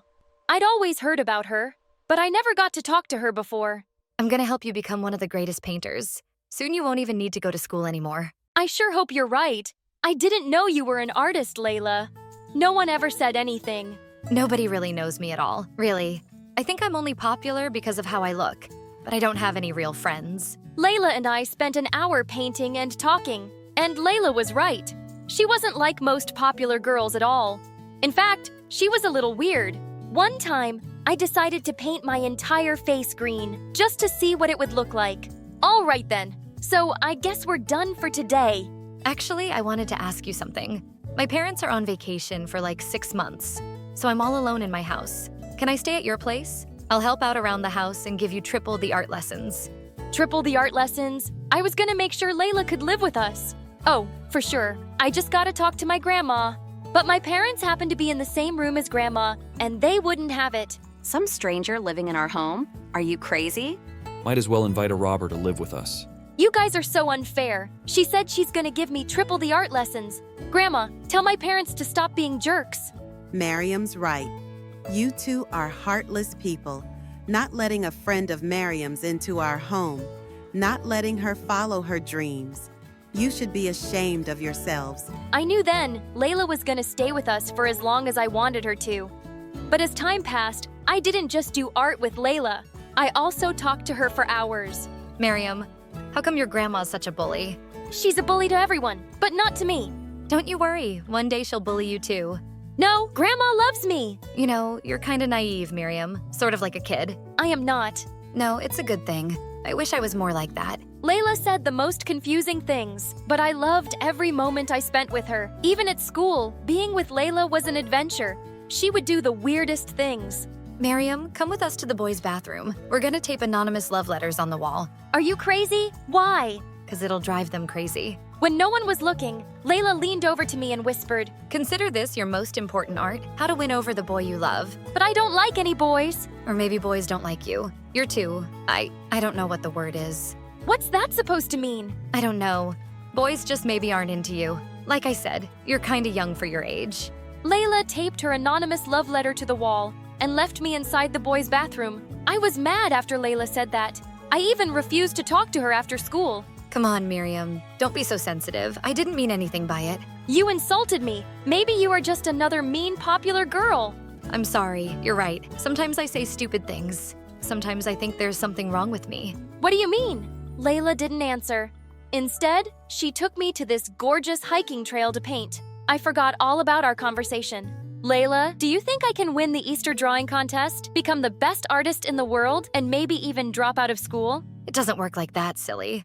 I was kidding when I said that maybe you'll never be a great painter. You don't think I'll ever be a great painter? I don't know, really. But did you know that you're the best student I've ever had? Maybe you won't become a famous painter, but you can win the Easter drawing contest and become famous for something else. Why was Layla always speaking in these weird riddles? Layla helped me a lot, and in the end, with my own effort and her dedication, I won the Easter drawing contest. After the contest, I felt closer to Layla than I had ever felt to anyone before, even though she was still a mystery. Then 10 months later, Grandma started picking on Layla one day. It was totally out of the blue at dinner time. Dear, I assume your parents are successful painters? No, ma'am. It's just me who likes to paint. My parents are doctors. But like I said, now they're on vacation. On vacation? For almost a year, and you haven't displayed your paintings in galleries, started a business, and made something of yourself? Ma'am, I'm only 17. By the time I was 17, I was already starting my own startup. Your freeloader is what you are. Grandma! Excuse me, but I think I'll go to my room now. I watched Layla get up from the table as her eyes filled with tears. Why was Grandma being so cruel all of a sudden? I was used to her bullying my parents, but Layla, I could barely stand it. I jumped up to follow Layla. Layla, wait! Don't take what Grandma said to heart. I told you she can be mean sometimes. Your grandma's right. Miriam, I have to tell you something. What is it? I lied before. My parents aren't on a trip. The truth is, I am homeless. After my parents died, I tried going to an orphanage. But they didn't take care of me, so I ran away. And I've been living on the streets so far. I've been able to keep it a secret at our school, but I'm worried one day they'll find out. Oh, Layla, I had no idea. Listen, if I tell Grandma about your situation, she'll understand. She always agrees with whatever I say, no matter what. But when I told Grandma Layla's story, her face turned white with anger. She looked like a statue. I want her out of my house. Miriam, I can't believe I ever agreed to let a filthy child criminal into my home. She leaves today, and I'm calling the police. Grandma, you can't do that. It wasn't her fault. I want her to stay here and teach me art. She's the bestest friend I've ever had. And for the first time ever, Grandma turned her anger on me. You don't know what you're saying, Miriam. You're just a silly child. Layla leaves my house today, like it or not. Then something inside me burst. Grandma, I've had enough of your cruelty. You bully everyone around you, and I'm sick of it. You have no idea what Layla's gone through, and you have no idea what she means to me. Without waiting a split second, I ran back to my bedroom to find Layla. But she wasn't there. Where had she gone? All of a sudden, I saw Layla outside the window with a backpack. She was walking farther and farther away from our house. I dashed outside. Layla, where are you going? Layla just ignored me and kept walking. I ran up to her and grabbed her arm. Layla, please don't leave. You were right about Grandma. She is a bully, and I finally stood up to her. I don't care about what she wants. I care about you, Miriam. I think you better forget about me. It's for the best. What do you mean? I could never forget about you. You're not my family, Miriam. I don't have any family. Nobody loves me. I'm just your art teacher. That's all I ever was. Before I could say another word, Layla left. I tried chasing her. I never knew someone could run so fast. But after miles of sprinting, I collapsed on the ground and I burst into tears. I didn't get home until midnight. Grandma and my parents stood in the living room next to our giant, fancy fireplace. Grandma's eyes looked like they were on fire. You spoiled, awful child. Yelling at me and then vanishing out into the night. I should have you locked up in jail. Okay. Let's go easy. She made a mistake. She's still your sweet Miriam, isn't she? She was my sweet Miriam. That was before she became friends with a dirty homeless and spoke back to me. And if she keeps painting, she'll be a dirty homeless too. I don't care what you say, Grandma. I am going to keep painting, even if I do end up poor. Why don't you show me a few of your paintings then? I will. I'm really good in my room. I grabbed every painting of mine I could find. Here, look at how many paintings I've done. And you know what? I'm proud of them. Wow, honey, we didn't know you did that many. They look beautiful. Oh, darling. Let me see. Then suddenly, Grandma tossed my paintings into our giant fireplace. No! Mom, how could you? I threw myself on the floor and cried harder than ever. My beautiful paintings were gone, and Layla was gone. That's it. That was the last straw. We're moving out of your mansion. We're tired of your cruelty. That's the silliest thing I've ever heard. You can't live without my fancy riches. But the very next week, my parents and I packed up our stuff and moved into a new place. It was smaller, and it didn't have a tennis court, and I still couldn't stop thinking about Layla and where she could be. Then one day, I found a letter taped to my window. It was signed with Layla's name, "Meet me at our hiking trail." I took the very next bus to our trail and tried calling Layla's name, but there was no answer. Then suddenly, who should I see but Grandma? Grandma, what on earth are you doing here? Darling, I wrote the note taped to your window. I was afraid you wouldn't come to meet me otherwise. And I remembered this was your favorite place to come with Layla. You mean Layla isn't here? I don't want to talk to you. I want to talk to her. Sweetie, I'll do anything to help you find her. But first, I want to apologize for being so awful to you and burning your paintings. I love you, sweetheart. Grandma started to cry and came over to hug me. I've been a bully your whole life to your parents and now to you.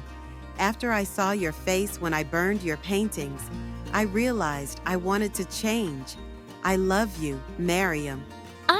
I love you too, Grandma, but it's gonna take me some time to forgive you. I understand. I don't expect you to ever forgive me, but know that I'm here, and my house is always open to you. And if you do ever find Layla again, you both can move back in with me. I'll adopt her. Grandma left at that moment, and I stood in the middle of the hiking trail, and then suddenly, I saw Layla sitting on top of a rock. Layla! But as soon as Layla saw me, she started to run up the hiking trail. I chased her as fast as I could, but she was just running and climbing higher. Please wait up. Go away, Miriam. Layla, please don't run away from me. I raced up the hiking trail and tried to catch up with Layla, but she was so far ahead of me, I couldn't even see her. Suddenly, I heard a loud cry from above. I looked up to see Layla stuck between two rocks. She looked like she was ready to fall. Please, someone help me. Layla, I'm here! Hang on! I rushed to Layla as fast as I could and tried to pull her up, but she wouldn't budge. My hand is slipping. Do something. I grabbed Layla with all my might, and she was finally free. Layla and I fell on top of each other and started laughing, but suddenly, Layla looked at me. Miriam, you're all scratched up. It's fine, Layla. I don't care. What matters to me is that you're okay. I couldn't live without you. Really? I mean that much to you? Yes! You're the most amazing friend and teacher I've ever had. I used to be so bratty and babyish. I had my grandma to run my whole life, but you've changed me. Even though we're not related by blood, you are my family. Do you really mean that? Yes, Layla, I talked to my grandma. She apologized for everything. And she said if I ever found you, she'd adopt you. Oh, Miriam, that's the best news I've ever heard. We'll paint up here every day. I'll teach you everything. We will. Even if we're never famous, I'll always keep painting with you. I love you, Layla. I love you too. Hi, friends! My name is Celine, and my mom is my best friend. She was a small businesswoman, but after she divorced my dad, her luck turned around and she made it big. Mom adored me. By the time I was 7, I was living the life of a Malibu Barbie. She got me everything I wanted. She threw a birthday bash for me that had ponies and hot air balloons in it. My friends were shocked. Once, when I was in 2nd grade, I had a fight with my annoying classmate, and Mom was called to the school to meet the teacher who I hated. Celine needs some discipline. Just look at what she did to her classmate. Maybe she needs a father to teach her some manners. Get her one. My mom suddenly went ballistic and pushed the teacher away. Are you a moron? My daughter doesn't need a father. She has me and I can take care of her. You say nonsense like that again and I'll have you fired. I was so proud of my mom as she took my hand and stormed off. By the time I was in 4th grade, my mom was my best friend. I used to tell her every single freaking thing that happened to me. But once I made a mistake. I told her how I'd seen my friend Jessica take the teacher's watch and put it in her bag. And a few days later, I invited my friends to my house. When we were all having lunch, I heard a loud scream from my room. We all ran there to find Mom holding Jessica's hand. You can't fool me, kid. I know you stole your teacher's stuff and now you're snooping in my daughter's room. Oh my God! Jessica was shaking and in tears. Mom, she had to go to the bathroom. I told her to go to my room. When my friends left, I was so angry at Mom. I told her I won't be telling her anything from now on. Even though she apologized, I ran to my room and slammed the door shut. The next day at school, my friends started avoiding me like I was some weirdo. And this mean Jessica said, No, you can't sit with us because you tell all our secrets to your mom. Why are you like that, dumbhead? I started eating alone, but one day, something amazing happened. A girl came and sat next to me at lunch. Her name was Ashley, and she was new in the school. Soon we became friends, and it was so good having someone to talk to. A few days later, I saw Jessica wearing my bracelet that Mom had specially gotten made for me. Hey, that's mine! That bracelet has my name on the back. You're such a thief! I grabbed her wrist to take it away, but Jessica pushed me hard and pounced on me. Just then, Ashley came running and snatched the bracelet from her. We reported her to the principal, and she took a look into Jessica's locker. She was stunned to see so many stolen items. Jessica was suspended for 2 weeks, and I felt so foolish. Mom had been right about Jessica all along. When I went home, I apologized to Mom, and she hugged me tight. By the time we were in 10th grade, Ashley and I were best friends. Once, she was at my place, and we were discussing my new crush, Adam. When Mom walked in, I was so excited to tell her too. I showed her all his pictures. I can't believe you just told your mom about your crush. I would never tell my mom such a thing. A few days later, Mom came to school, and she spotted Adam with some boys. And then she said the most embarrassing thing ever. Oh, you're Adam, right? This is Celine, and she's my daughter. Oh yeah, that weirdo. What did you just call her? A weirdo. And I think she's also dumb. Oh my God, you're such a rude kid. I can't believe she has a crush on you. And she even looks at your pictures all day. For what? You're a jerk. I can tell. Everybody, including Adam, looked at me like I was some psycho stalker. I grabbed Mom's arm and tried to drag her away. Oh, so Celine is crazy just like her mom. Just let me teach this loser a lesson. Mom tried to attack him, but thankfully, I was able to drag her away. At home, I had a huge fight with Mom about it. I did the right thing, Celine. The only thing you did was ruin my life. Mom asked for forgiveness, and I knew Mom meant well. So after a few hours, I forgave her and we hugged. But not for long. A couple of months later, we were having a Mother's Day event at our school.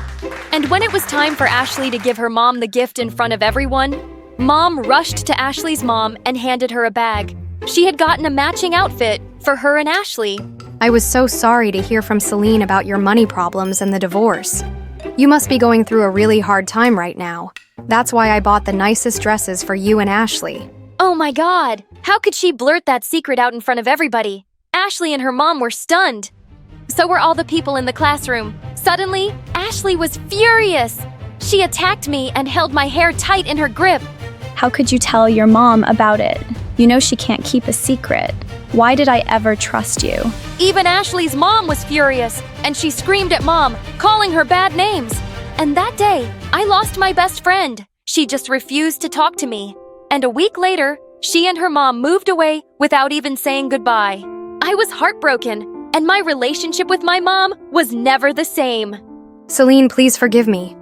It was an honest mistake. Mom, enough is enough. You betrayed my trust and hurt other people. You can't just say it's a mistake every time. I can't do this anymore. I moved out of the mansion when I turned 18 and got admission in university. I got busy with studies, and Mom and I spoke less and less frequently. Luckily for me, I found love and got married. After graduating, I was living a happy life with my husband Andrew. I opened up an art gallery with Andrew, and the exhibitions I held were famous all over town. After 2 years, we were blessed with a little baby girl. We named her Crystal. She had a star-shaped birthmark in her hand. She was my world. One day, when I returned from work, I saw Andrew park up his new Porsche. I was stunned. Sure, we both earned well, but not that well.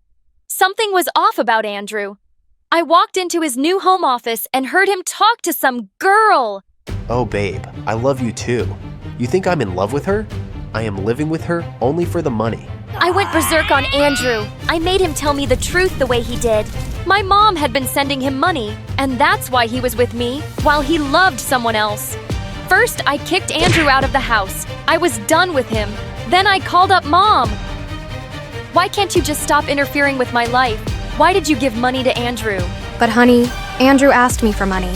He said he would leave you if I didn't give him the money. You knew he didn't love me, and you didn't tell me? Mom, that's awful.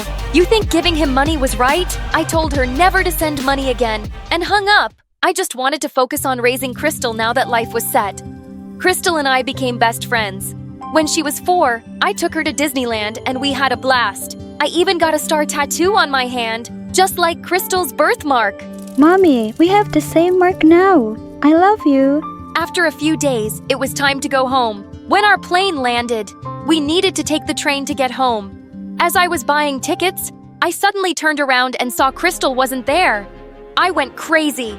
I searched for my baby girl all over the station, but I didn't find her. People started to help me look for her, and soon the cops arrived on the scene too.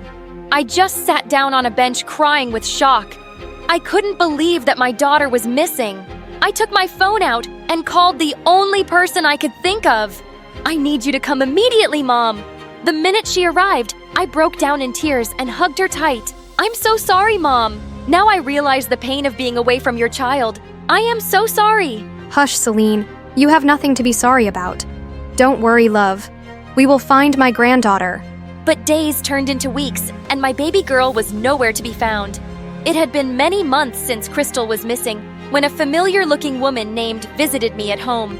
And when our eyes met, we were both shocked. Ashley, is that you? Oh my god. Celine, I'm the detective handling your daughter's case. We hugged each other tight as we both started to cry. Don't worry, we will get her back. I promise.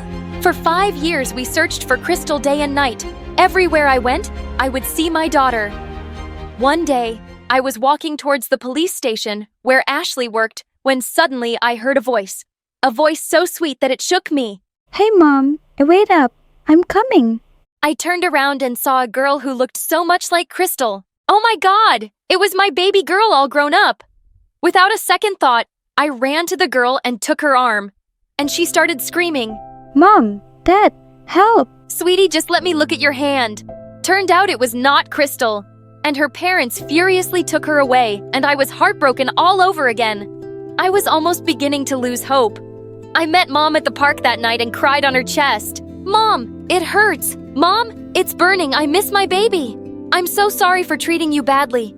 You were my best friend. I now understand how much I hurt you. Mom, I just want my baby back. Mom! I couldn't believe what I just heard. I looked around to see Ashley, and next to her was a 9 or 10-year-old girl looking confused. The moment I saw her, I knew it was my Crystal. I ran to hug her, but the girl took some steps back. Mom had a tattoo like mine in her hand. Show it to me if you are my mom. I showed her the star tattoo, and she gave me a huge smile and flung herself in my arms. Mom, I missed you so much. Why did you leave me? You don't love me? Oh, baby girl, I love you so much and I look so hard for you. I missed you! I missed you! Ashley told me that my baby had gone on a train to another city where a couple had found her wandering alone and crying, and they'd taken her in. Since then, they had been trying to search for her family. I pulled Mom to join our hug, and also Ashley. I love you guys so much. All my best friends are back now. I love you, Crystal.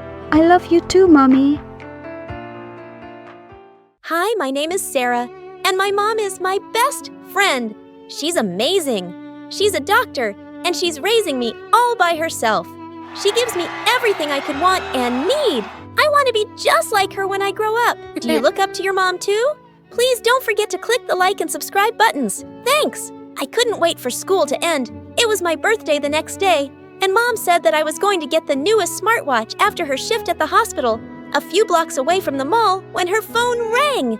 Dr. Johnson, A panicky voice from the car speaker said, Jade is giving birth right now. We're not going to make it to the hospital. Mom quickly turned a corner. She told the man that she was on her way. Sorry, honey. It's a good thing that we're close to their house. We can go shopping after. I quickly nodded. My mom made another call and instructed the hospital to send an ambulance right away. Mom stopped the car and jumped out. I followed her into the house. A very pregnant woman was kneeling beside the couch, and there was a puddle of water under her legs. Mom ran over to the woman and asked her husband for some clean towels. It's all right, Jade. I'm here, and it's time for you to push. I watched in awe by the door. The woman was crying and pushing and screaming. Her husband was sweating and running around with a ton of towels. It was chaos. My mom was the only calm person in the room. Suddenly, I heard another sound break through the screens and pants. It was the sound of a crying baby. She's here. Your daughter has arrived. Mrs. Jade gasped when my mom handed her the baby. My jaw dropped when I realized that I'd just seen one being born. It was scary and incredible at the same time. The ambulance arrived a few minutes later, and my mom gently patted Jade's hand. Everything's fine. She added with a gentle smile. I'll check in on you at the hospital. We headed back to our own car. Mom said that we'd have to go home first so she could change. Are you all right, honey? You look pale. I guess I did. I was still in shock. You were amazing, Mom. You didn't freak out at all. That woman looked like she was in so much pain. But the moment you handed her the baby, it seemed like she forgot about everything else. My mom squeezed my hand. That's how I felt when I gave birth to you. It's joy and pain all at once, and it's all worth it, especially if your child ends up being a wonderful daughter like you. She added that around 250 babies are born every minute. Wow, that means that there are 250 soon-to-be mothers going into labor right now. I gasped. No wonder my mom was doing so well as an obstetrician. She delivered a new baby every few days. Mom headed for the shower as soon as we got home. While I waited for her, the phone rang. It was my dad. You're not going to believe what I saw today. And I told him about watching my mom do her work. Dad laughed and proudly proclaimed that my mom was amazing. When your brother Josh was born, Emma was screaming and miserable too, until she held him in his arms. When can you come and visit anyway? He misses you already. I promised that I would visit my dad and his new family soon. I loved playing with my half-brother Josh. He was so cute. My dad's wife, Emma, wasn't so bad, but it still bugged me that my parents had never married, and Emma wasn't half as amazing as my mom. After a few weeks, Mom came home looking very excited. I got promoted. I'm going to be head of the department. I was so happy for her, and when I found out she wasn't going to be working as much, I was so happy for me too. It meant that we could spend more time together. It was great. We had picnics and played frisbee in the front yard. I was standing by the porch when the frisbee came whizzing my way. I jumped, but I must have landed wrong. The next thing I knew, a lump appeared on my forehead. Sarah! Mom cried as she ran towards me. I think I hit my head on the edge of the step. It really hurts. Mom cleaned up my wound. She said it wasn't deep and I just needed to apply pressure to it. She made me some of my favorite mac and cheese and sent me to bed early that night. I remember thinking that I was the luckiest girl in the world for having such an amazing mother. But sadly, our fun times ended that day. The next few months were busy time at the hospital. Mom was rarely home. She left early and came home late. I started to complain about never seeing her anymore. She still keeps giving me gifts, but I didn't want a new camera or another new phone. I just wanted her. I couldn't talk to her anymore because she never had time for me. When I turned 14, things got even worse. Mom couldn't be with me on my birthday. I had to stay with my dad for a few days while Mom was at a conference. I could see that Emma was trying to be nice, but I didn't want her. I wanted my mom. I made your favorite, mac and cheese. She proudly said. I took a bite, but I spit it out immediately. Ew! This tastes gross. It's not like Mom's mac and cheese at all. Dad got mad when I said that I gave him the side eye while he and Emma played with little Josh. If he hadn't married that awful Emma, he would have married my mom, and maybe she wouldn't have to work so hard all the time. I was counting down the hours until Mom arrived to pick me up. Then the phone rang. It was Mom, but she said she was running late. I got so mad at her for making me wait again. When I get home, she said, We'll go on a vacation, just the two of us. Okay? I promise. You're gonna have a great time. But I was sick of her promises. I don't believe you anymore. I don't care if you don't ever come home. When you're here, you don't even notice me. I wish you weren't my mother. I slammed the phone down and ran to my room. I was so mad at everyone. Dad tried to talk to me, but I didn't open the door. Finally, he left. But after an hour, he was back again. Sarah! He cried with a voice I'd never heard him use before. We have to go to the hospital. I couldn't believe my ears when he explained that Mom was in the hospital. She had gotten into a car crash just an hour ago. But I just talked to her. I cried. I was so scared the whole time in the waiting room. I was terrified for my mom. And deep down, I knew it was my fault. Mom probably got so upset after I screamed at her. That was the reason she got into a crash. I wanted to tell her that I didn't mean what I said. I wanted to tell her that I loved her so much they wouldn't even let me see her. An hour later, finally, a doctor came out and talked to us. I'm sorry, she's in a bad way. We're doing everything we can, but I don't think it's going to be enough. You have to prepare yourself for the worst. I turned to my dad. Well, what did he mean by that? I gasped. Dad couldn't even look me in the eye. He quietly told me to pray for Mom. I couldn't take it anymore. I knew my mom was suffering, and it was all my fault.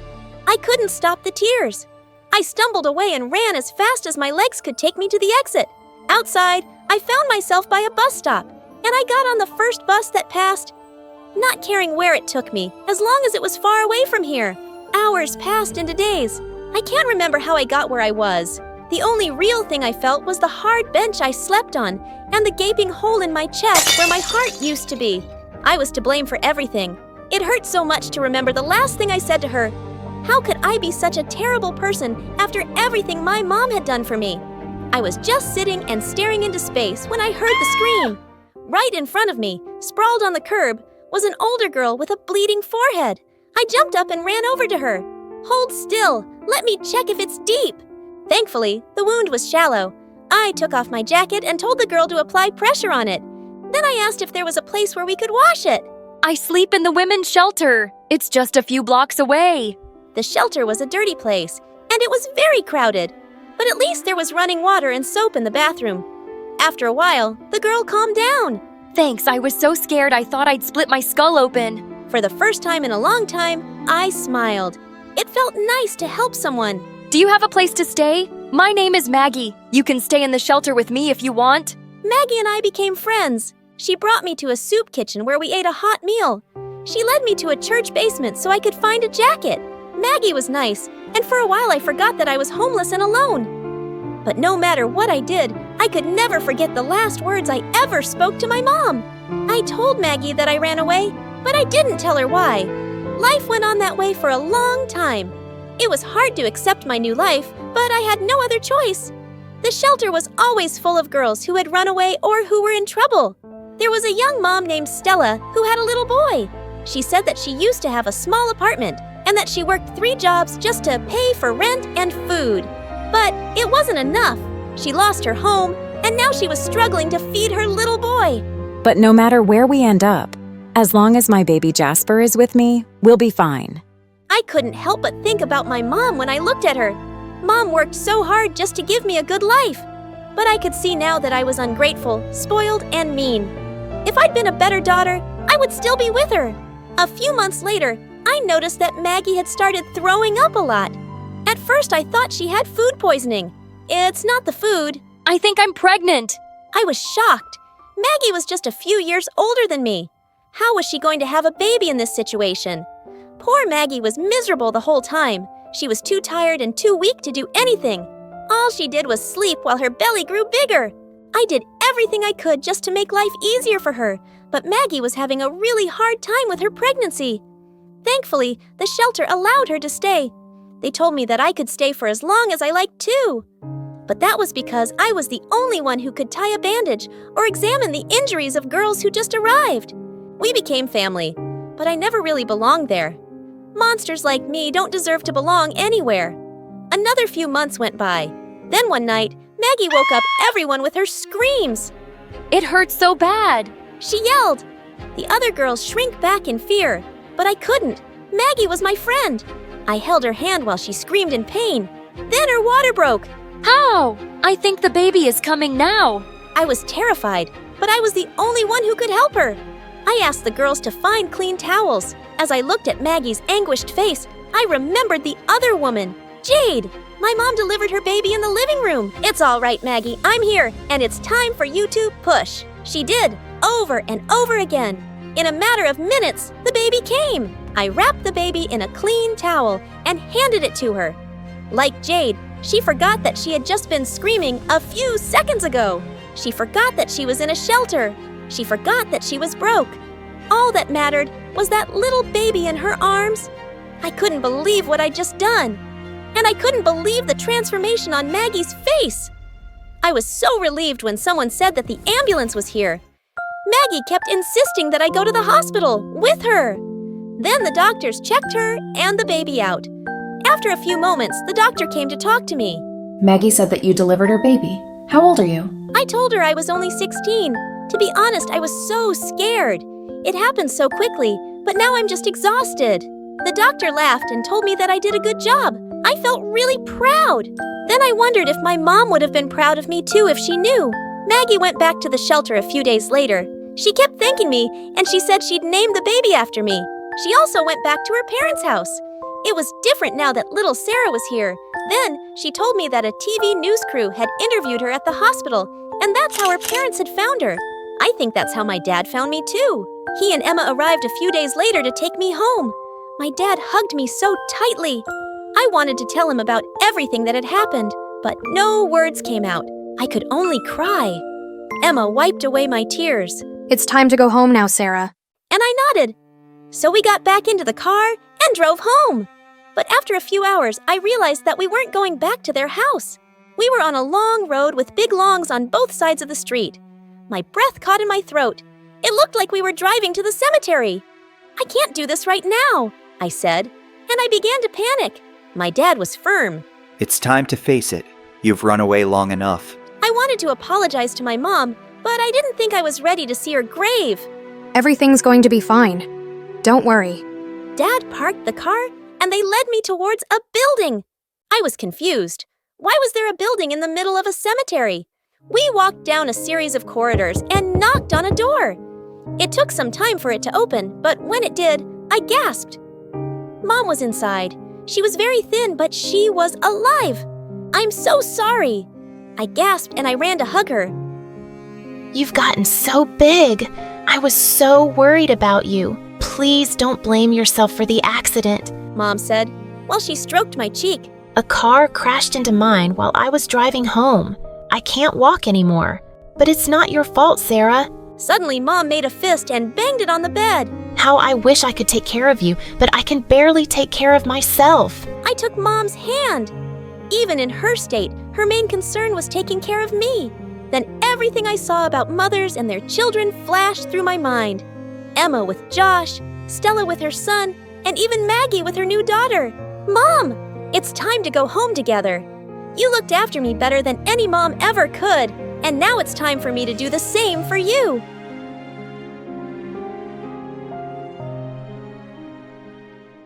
Hi, everyone.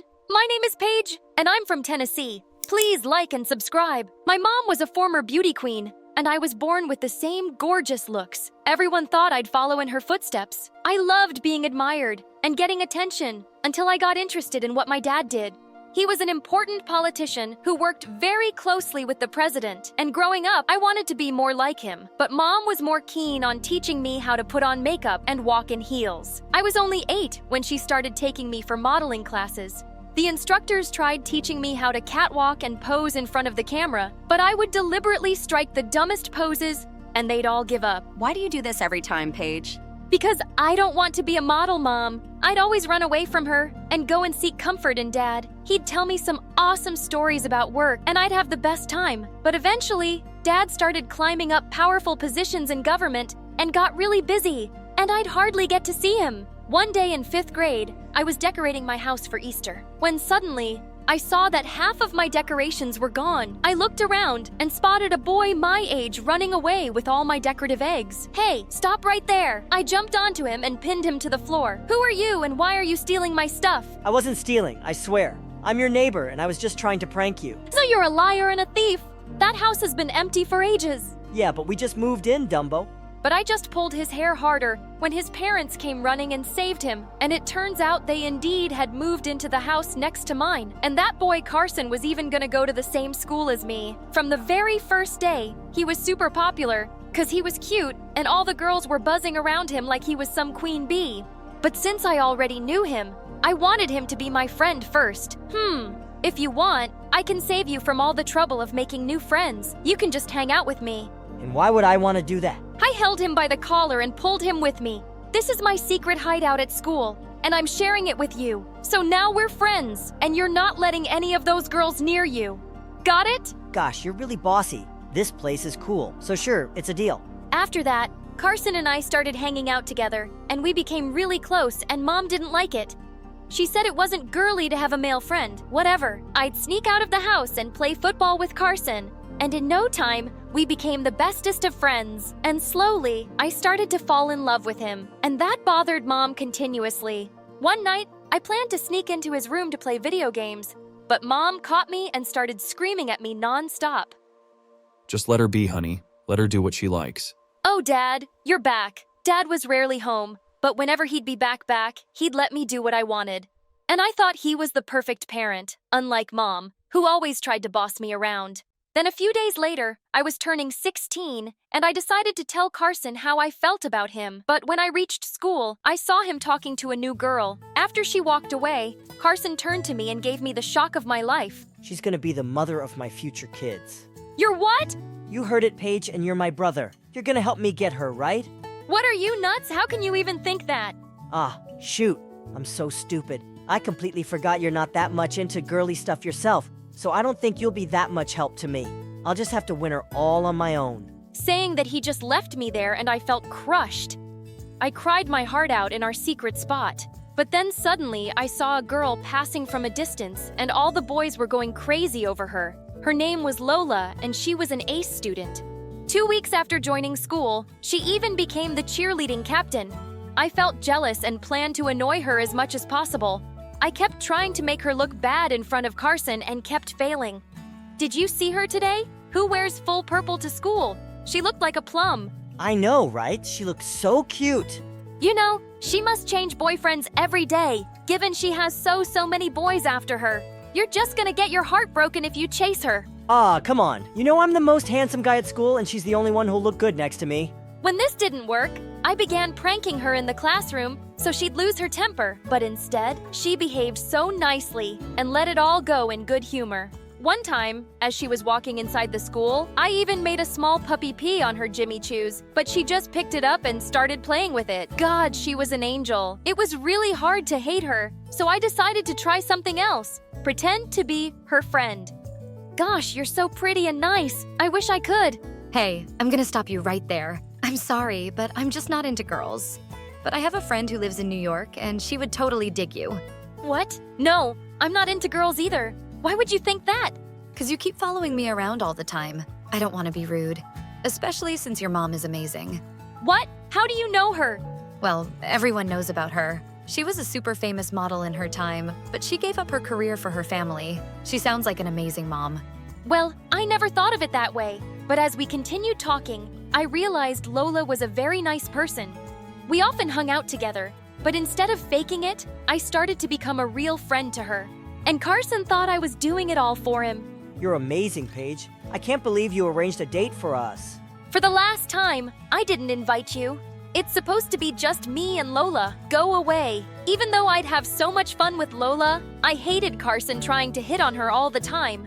But he'd invite himself to all the places we'd go. Soon, it was Lola's birthday, and she'd invited both me and Carson to her place. But when I reached there, I was shocked to see my dad. Dad, what are you doing here? Paige, what? What are you doing here? Your dad. I didn't know he was your dad. Turns out Dad and Lola's mom were high school BFFs. And later, Lola told me my dad and her mom hung out together often. And he even helped Lola with her projects and stuff. And that made me feel really weird, given I barely saw Dad at home these days. But Dad brushed off all my doubts on her way home when he told me he was inviting Lola and her mom for a picnic to introduce them to Mom. The next day, everyone joined us on the picnic, including Carson. But the entire time, I could see Mom getting a bit jealous, seeing Dad and Lola's mom talking and laughing at a distance, and so was I. But then suddenly, Mom lost consciousness and fell to the ground. Mom, are you okay? I was devastated as we rushed Mom to the hospital, and the worst thing happened when she woke up. Who are you? Mom, what are you saying? It's me. The doctor came in and told us that she had amnesia, and this just broke my heart. The entire way home, Mom looked at us like she was going back home with strangers. We showed her all the family albums, but nothing triggered her memory. Lola kept calling and texting me to ask about Mom while I took some days off from school, but I didn't reply. It annoyed me that Dad and her mom were suddenly best friends, and somehow I just wanted to avoid her. One day, while Mom sat in the garden alone, I went and joined her. Mom, how are you feeling now? I'm feeling better, but I'm sorry, I still don't remember much. You don't have to apologize about anything. And then she asked me tons of questions, and I was happy to relive all those memories with her. So, do you have a boyfriend? I kinda have someone I like, but he doesn't see me as girlfriend material. What? What do you mean? You're my daughter, and there's no way you can go unnoticed by any guy. She pulled me into her room and gave me a makeover. And this time, I didn't say anything, 'cause I wanted to spend all the time with her and let her love me the way she wanted. The next day, when I reached school, everyone's jaw dropped, and by lunchtime, my phone and locker were full of love messages. Whoa, you look like a whole new person, Paige. I didn't know you were. A girl. No, that's not what I meant. Cut it, Carson! I'm still the same person on the inside. You know, the one you don't like is anything more than a friend, and never will. Paige, I like you the most. You've been my favorite person ever since childhood, and I was a fool to chase Lola. But then slowly I realized I was losing you, and I don't want that. I want to be with you. You're just telling me this because I look pretty now. No. Trust me, Paige. You're the one I love, even when you're in shorts and sneakers playing football. I wanted to tell you my true feelings earlier, but you were so upset with everything going on with your mom. Listening to those words, I felt good, but something in my heart felt uneasy. So I walked away. But Carson would stop at nothing to convince me of his feelings. He'd walk back home with me every day and spend time with me and Mom. And slowly, over a couple of months, Mom's memories started to get better. She could recognize both me and Dad, and I was really happy about it. But then one day, something bizarre happened. I got home and saw Mom was crying her eyes out, and Dad and Lola's mom were also there.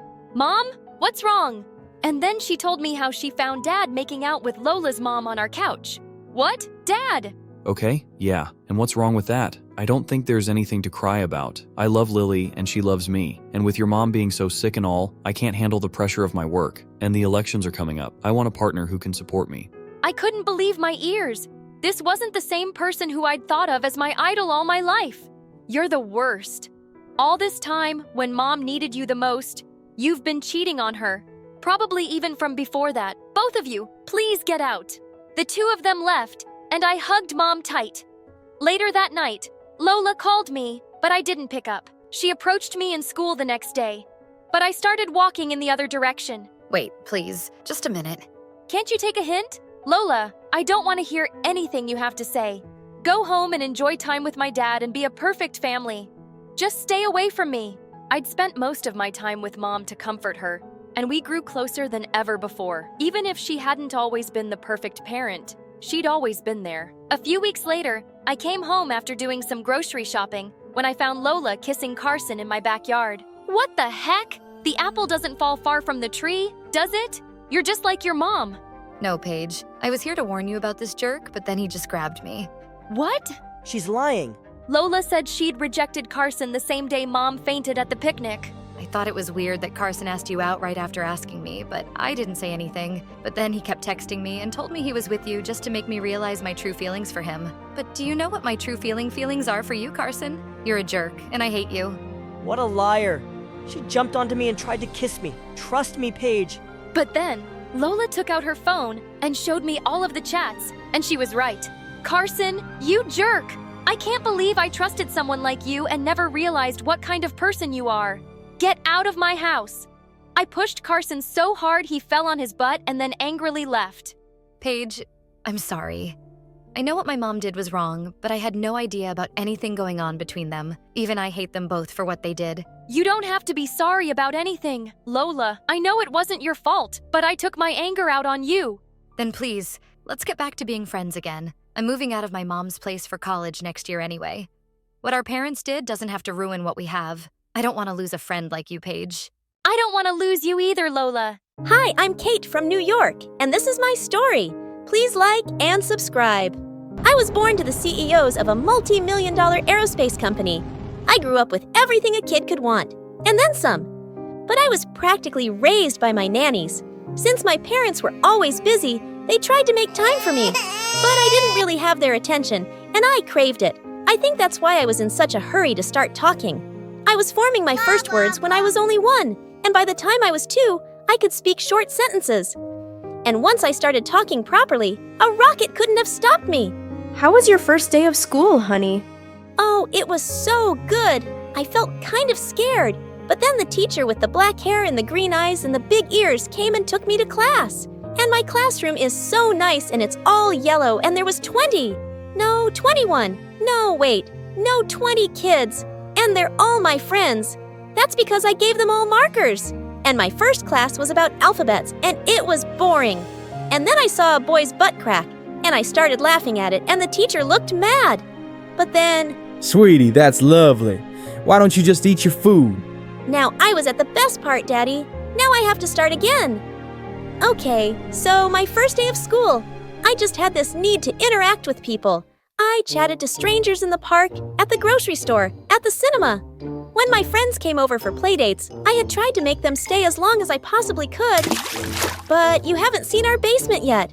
It's really cool, and I think it's haunted. And you still haven't met my imaginary friends. Okay, how about I show you my magic tricks? I even talked to people in my sleep.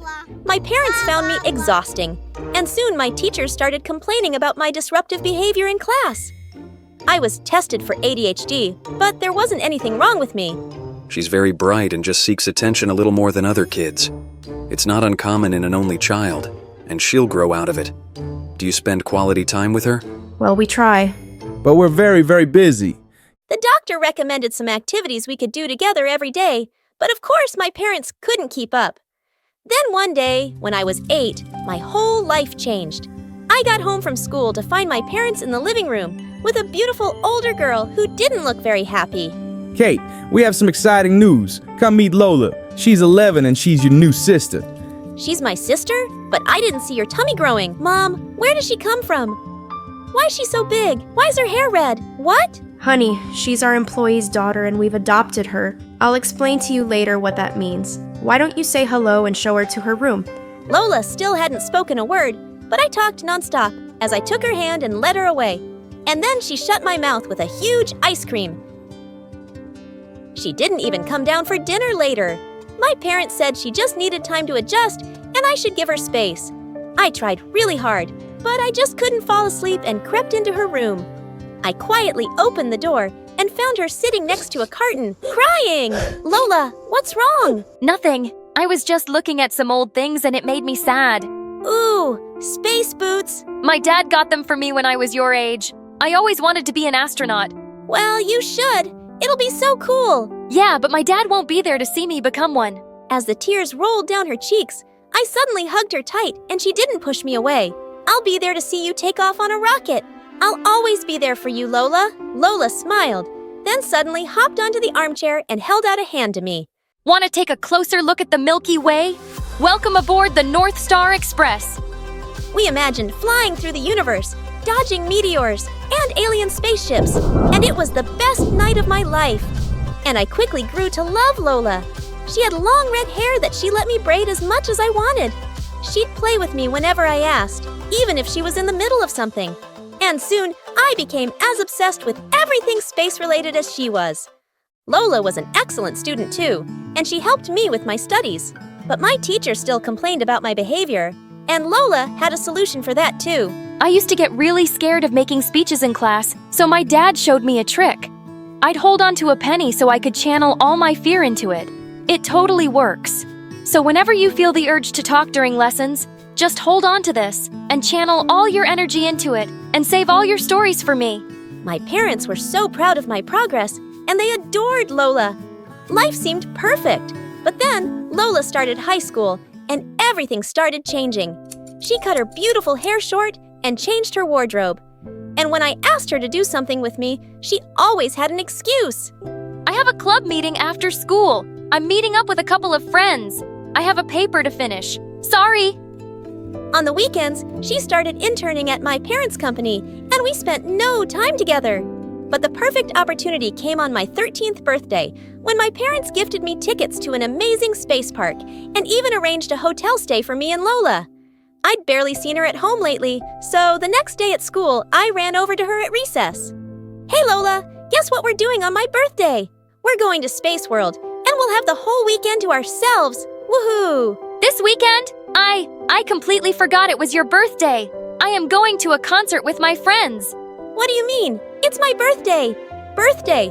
Well, we can do it another weekend. But how could you forget? If you won't come to Space World, then at least take me to the concert with you. No way! No toddlers allowed! Of course I'm not bringing her. We always spend our birthdays together. Lola, what's wrong with you? You've changed so much. And now... Will you stop being a baby? The universe doesn't revolve around you. I have a life and it doesn't have to include you all the time. Why can't you make friends of your own? You're being annoying. Lola had never spoken to me that way before, and I ran off before she could see my tears. I hid in the janitor's closet and was crying my eyes out when suddenly I jumped out of my skin. A boy from my class, Jamie, was sitting on a bucket and casually eating his lunch. What are you doing here? I could ask you the same thing. I'm crying. Can't you see? I'm eating a sandwich, can't you see? Do you want one? This is really not a good sandwich. Oh, I know that. And I have to eat 2 every day. My sister never eats her lunch because she hates it. And I don't want to hurt Mom's feelings. But why are you hiding in the closet? Aren't you one of the cool skateboarding kids? Yeah, but I like being alone sometimes. I have 3 older sisters, and the youngest one who practically lives in my room. She's so annoying. My house is almost empty, and my sister's too busy for me. She's like you. I guess she finds me annoying now. Yeah. So how about you back off a bit? And dude, your house sounds like heaven. Jamie and I became friends that day, and soon I started inviting him over. We play video games and have catching fish matches. He even taught me how to skate. And maybe he was right.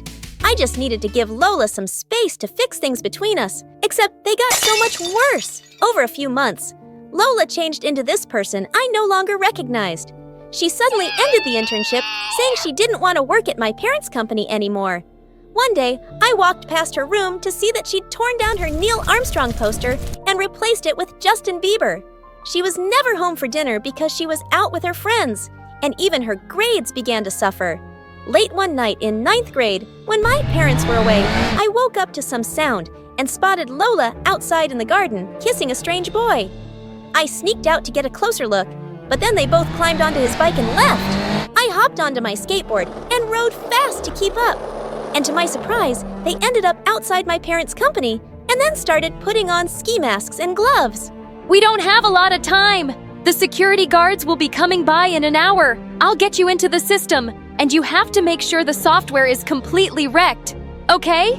Are you sure about this? Yes, I'm sure. Okay, just checking. It'll only take me 30 minutes, babe. Hold it! What do you think you're doing, Lola? Kate, did you follow me here? Yeah, and good thing I did. Are you insane? Why are you planning on wrecking our parents' software? Your parents are not my parents, and there are things you won't understand. I'm not a kid anymore, so try me. You wouldn't believe me if I did, but trust me, your parents deserve this. After adopting you and raising you as their own kid? They only adopted me to be your companion. They were too busy to deal with you themselves, so they dumped you on me. That's what I am, a burden you got dumped with. I thought I was your sister, and you've been my everything. I've always looked up to you, and now I don't even know who you are. I didn't ask you to make me your role model, and you're right. You don't know me, and you don't even know your parents. What do you mean? Please, Lola, let's just go home and talk, okay? I'm not letting you into that building anyway. I'll call security myself this minute if you try. Lola looked furious, then took her boyfriend's hand and left with him. Feeling shaken, I was riding back on my skateboard when I missed a speed bump and went flying. My head hit the ground and everything went black. When I woke up, I was in the hospital with my parents, Lola and Jamie in the room. Oh, thank God you're finally awake. We still can't believe that you went out riding alone so late at night. If Lola hadn't found you. I looked over at Lola, sitting with her head hanging, and then she quietly left. I was discharged soon from the hospital, and I knew I just had to talk to Lola soon. But the next morning, when I went to her room, she was gone. My parents reported her missing to the police, and they searched high and low, but it seemed like she just vanished. Mom, Dad, why do you think she was so mad at you guys? You must have some idea. Sweetheart, we don't know really. We'll find her, and whatever it is, we'll fix it. But months went by with no news, and I almost gave up hope. I even shut out Jamie, and my grades were falling rapidly. I just wanted to know if my sister was okay. One rainy day, I was walking out of a coffee shop when I spotted a girl with red hair getting onto a bus, and she turned her face just a little. Lola! I started running after the bus, calling her name, but it just kept going faster. Suddenly, I slipped on a puddle and landed on the pavement. I looked up to see the bus getting smaller in the distance, and my heart broke all over again. Just then, someone helped me up. It was Jamie. He pulled me into a hug and I cried like a baby. The girl on the bus that wasn't Lola. I got off that same bus and I saw her too. It wasn't her. Do you think Lola's okay? Yeah, I think so. She's almost a grown-up, Kate. You can't find her because she doesn't want to be found yet. Till then, you can have all 4 of my sisters. I started hanging out with Jamie again, and slowly, I started getting better. By the time we graduated high school, we'd started dating. I began my degree in astrophysics because I still wanted to be an astronaut, just like Lola and I had dreamt. My parents asked me to visit them one weekend at their office. And when I entered, I was completely shocked to see Lola inside. She looked thinner, but as beautiful as always. Kate, we were waiting for you to start. Lola is here because she's suing our company. What? Why? Because your parents are responsible for what happened to my dad. What? When I started working as an intern here, I wanted to know more about Dad's accident at work. I looked into his records and realized that he'd been working 80 hours a week. Sometimes he'd work both day and night shifts. I'd hardly see him at home. Because you guys worked him so hard, you caused his heart attack. Lola, he never mentioned any medical condition in his records, and he requested to work overtime for extra money. It was his choice. But it's way beyond the legal limit, and you should have never allowed it.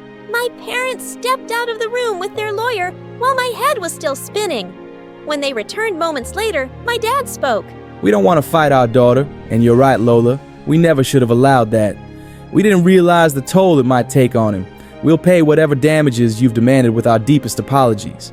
And we can't replace your dad, but you will always have a family to come to if you want it. Lola teared up and left the room wordlessly, and I followed. No! You don't get to do that again. You're gonna leave without even speaking to me? If only you talked before. I was so angry. I felt rage every time I thought about my dad and the life I never got to have with him. I don't want your parents' money. I just wanted to make them suffer. But I can see I've already done that. Maybe it was nobody's fault. Just come home, please. I can't, but I'll make plans to see you in a few days. I promise.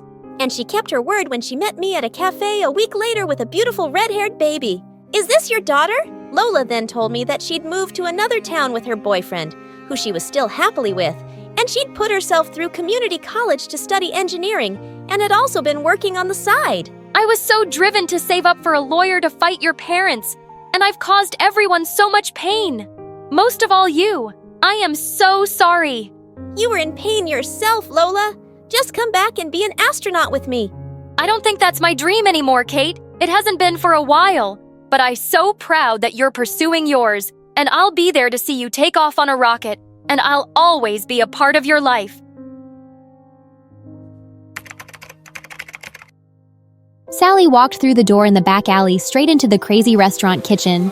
She spotted her mom stirring 3 pots while the head chef screamed at everyone. Faster! Faster! Sally walked up to her mom and tugged at her apron. Mom, I need to ask you something. Right now? Yes, right now. What is it then? Spit it out.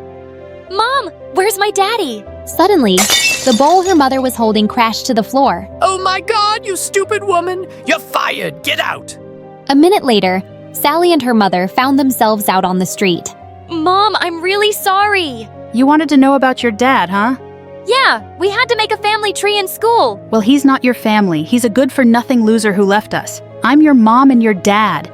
And look, just mentioning him made me lose my job. He's bad luck. Not a word about him ever again. As they walked back home in silence, Sally wondered who her dad was and why he'd left. What she didn't know was that her mom wasn't telling the truth. Her dad didn't even know she existed. One day in the 10th grade, Sally was waitressing at a restaurant when suddenly a woman started to choke on something. Sally rushed to her and performed the Heimlich maneuver till she coughed out a piece of chicken. Oh my God, you saved my life! As all the customers applauded, the woman took Sally's hand and dragged her outside. I don't know how to thank you, but let me try. She took off a large diamond ring on her finger and pushed it in Sally's palm.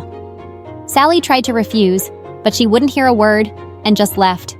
When Sally and her mom had the ring valued, it turned out to be worth a whopping $1.2 million. This could change their lives. They sold the ring, and with the money, they decided to move to a better house. One night, Sally's mom slipped into the attic and took an old letter out of the box. She went downstairs and threw it in the fireplace. She didn't want Sally to ever read it. The letter said, "I'm so sorry that you had a miscarriage and you had to go through it alone. I know you hate me, but please let me help you. I really do love you, and I always will. Charles." But what she didn't know was that a few days ago, Sally had been looking for something in the attic, and she'd already found the letter, and it kept haunting her. Sally looked for anything she could find on her dad and found out he was a wealthy businessman. She'd never be at peace till she met him just once. So one night she packed her bags, took some of the ring money, and left home. She took a train to the city where her dad lived. Now all she had to do was find a way to get close to him. The next morning at breakfast, Sally spat out her coffee when she saw an ad in the newspaper for a nanny by her dad's family. 24/7 nanny needed for an 8-year-old girl. P.S. only apply if you have a sophisticated British accent. Wow, that's perfect. Sally thought to herself. I can fake that. When Sally went for the interview, her jaw dropped at the size of the mansion, and there was a long line of nannies at the front door. As she joined the line, a little girl peeked out from behind a tree, looking angrily at the nannies. Just then, she spotted Sally and their eyes met. Sally started walking over to her. That must be her half-sister. What are you doing, sweetheart? I'm Cynthia. I'm running away. What does it look like? Oh, I see. But why? 'Cause my mom's getting me an old cranky nanny again. Well, what if I was your nanny? You don't look old or cranky. I'm not, darling. I'm full of nonsense and fun. Please be my nanny. You sound freaking funny. Meanwhile, what was happening in the mansion was crazy. Cynthia's mom couldn't find her anywhere and was certain someone had kidnapped her. She'd gone down to the police station, and when she got back with some officers, she found Cynthia and Sally. Officers, arrest her! You get away from my daughter. No, Mommy, she's my new nanny. What, you don't get to decide that, Cynthia. We have no idea what kind of person this girl is, and she looks too poor. Mom, you always choose my nannies, and they're awful. It's either her or no one. Cynthia's mom had no choice, so she hired Sally and asked her to move in. Sally was so excited that she'd finally meet her dad, but the poor thing had no clue that she had so much trouble ahead of her. When Sally left for her room, Bella, Cynthia's sister, showed up. Oh, you're back! I was hoping this time you were gone for good, brah. Oh yeah, I'm back, witch. And guess what? I picked my own nanny. Wait till you see her. She's so much prettier than you. I can't wait for your boyfriend to meet her. Maybe he'll finally dump you. Watch your mouth, you little monster! And with that, Bella pulled Cynthia's hair and they both started screaming. Sally heard them and came running to save Cynthia. Hey, leave that kid alone or I'm calling the police. What? Do you have any idea who you're talking to? Well, I don't care who you are, and you don't have any right to hurt a kid like that. Oh, I have the right to hurt anyone I like. Like now, for example. And with that, Bella attacked Sally, and they both started wrestling on the floor. Cynthia started screaming and ran off to call her parents. Just then, a man barged in and pulled them apart. Who are you, and why are you hurting my daughter? Sally looked stunned when she saw her dad for the first time, and she couldn't say a word. Daddy, this is my nanny, the nicest person on earth. Bella is just evil. Sally's dad looked straight into her eyes, and for a moment she almost thought he knew who she was. But then, he just turned to Bella and said, To your room, now. As Bella was leaving, she turned to Sally. I swear I'm gonna make you regret the day you entered this house. She stormed out of the room, and suddenly, Sally's dad turned to her. Listen, don't ever touch my kids again. Is that clear? Don't forget your place if you want to stay here. And with that, he turned around and left. That night, when Sally was in bed, she suddenly heard someone opening her door. She leapt out and grabbed her special broomstick, ready to attack. But suddenly, the door barged open. She let out a scream and hit the boy with the broom, knocking him out. She started slapping his face to wake him up. When he opened his eyes, Sally saw that they were the most gorgeous hazel color. They stared at each other for a few seconds, then quickly jumped to their feet. That was quite a greeting. You could have just said hello. You could have just knocked. I thought this room was empty. Who are you? What? Who are you? I asked first, who are you? Hiya, I'm Sally, Cynthia's nanny. Who are you? Oh, I'm Bella's boyfriend, Alan. Or at least I was. I think we just broke up for the 20th time. With that, he climbed out the window. It was nice to meet you, Sally. Also, the accent is kinda hot. And then he left. As Alan drove off on his motorbike, he couldn't stop thinking about Sally's eyes. The next day, Sally was determined to tell her dad the truth. She waited for him in the living room, but Cynthia told her that he'd left for a business trip. Sally decided to wait for him, but she had no idea how long she'd have to. One night, Ellen crept up the wall to Sally's window and knocked gently. When she pulled back the curtains and saw him, she looked more annoyed than surprised. If you've come back to make up with Bella, why aren't you using her window? I'm not here for her. I'm here for you. Come with me. I want to show you something. But what about Bella? We broke up, remember? It's for good this time. Now come. Sally felt hesitant, but she looked into his warm eyes and just couldn't say no. As the two climbed down and sneaked off across the gardens, they had no clue they were being watched by Bella. Bella ran across the house and burst into her mother's room. Mom, wake up! Do you have any idea what's happening under your roof? You should have never hired that nanny. When Bella told her mother what she'd seen, she was angry. Poor girls like her just want to dig their claws into someone rich, and these men are idiots. But Bella, you cannot let Alan get away. I'm trying, Mom. Oh, poor baby. I know you are. Don't worry. Mummy will help you get rid of this nanny tonight. A few hours later, when Sally climbed back through the window, she nearly fell back in shock to find Cynthia, Mom, and Bella sitting on her bed. Well, hello, Sally. Where were you? Meeting up with your criminal friends? What? I don't know what you're talking about. That's when Cynthia's mother walked up to her, holding a diamond necklace she'd never seen. I found this in your drawer. To think I ever let a thief like you into my house? What? I've packed your bags already, so just get out before I change my mind and call the police. Sally was horrified, but she knew she had to leave now. She picked up her bags and ran out of the house in tears. While Bella and her mom were cackling upstairs, Cynthia had woken up to the noises. She peeked out of her room to see Sally running out the front door. Cynthia burst into tears and ran after her. Sally! Sally, wait! Please don't go! Sally didn't look back even once and got into the cab. At the gate, Cynthia kept running after till the car was out of sight. But when she turned to go back, she didn't realize she'd taken the wrong route. Back at the mansion, Cynthia's mother had found out she was gone. She screamed and woke up all the servants to go out and search for Cynthia. Cynthia's mother called up Sally immediately. Of course she's not with me, ma'am. I don't know where she is. Sally, you have to come back right now and help me find my baby. I know, if anyone can find Cynthia, it's you. Please, I'm begging you. Sally immediately asked the cab driver to take her back to the mansion. When she was close, she suddenly shouted, "Wait! Stop right here!" She jumped out of the cab and picked up a teddy bear from the road. It was Cynthia's. Cynthia had realized by now that she was completely lost. Suddenly, she looked up to see Sally and ran straight into her arms. Cynthia's mother ran out crying when she saw the two walking in through the gate and hugged her tight. Mom, is Sally going somewhere? If she leaves, I'm going to run away again. Cynthia's mother grit her teeth. Her plan had failed, but she had no choice. Bella was absolutely furious. As Sally walked back into her room, Bella suddenly grabbed her wrist and whispered, Listen to me, witch.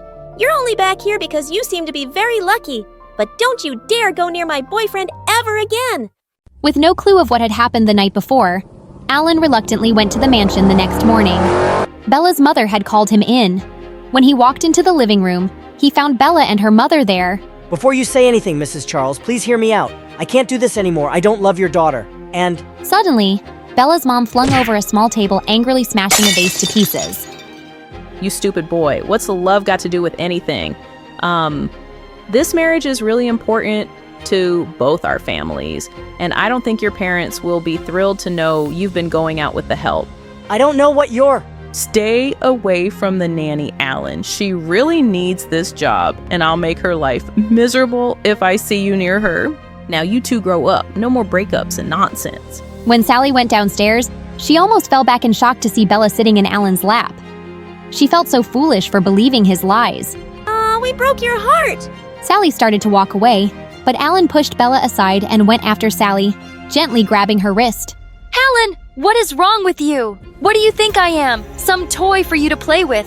I don't want you coming near me again. Sally, you need to listen to me. No, she doesn't, you jerk. And with that, Bella attacked him. Sally tried to pull her away, and then Bella attacked her. What is going on here? Sally turned around in horror to see her dad, and he looked really mad. Sir, this was my fault, not hers. Oh, is that? You will be marrying my daughter next week. I'll talk to your father tonight. Sally, leave my house now. Sally decided she couldn't hold it any longer. I've been waiting for you, Mr. Charles, because there's something I need to. I don't want to hear another word. Leave. Please leave my house. No, you need to listen to me. I'm your...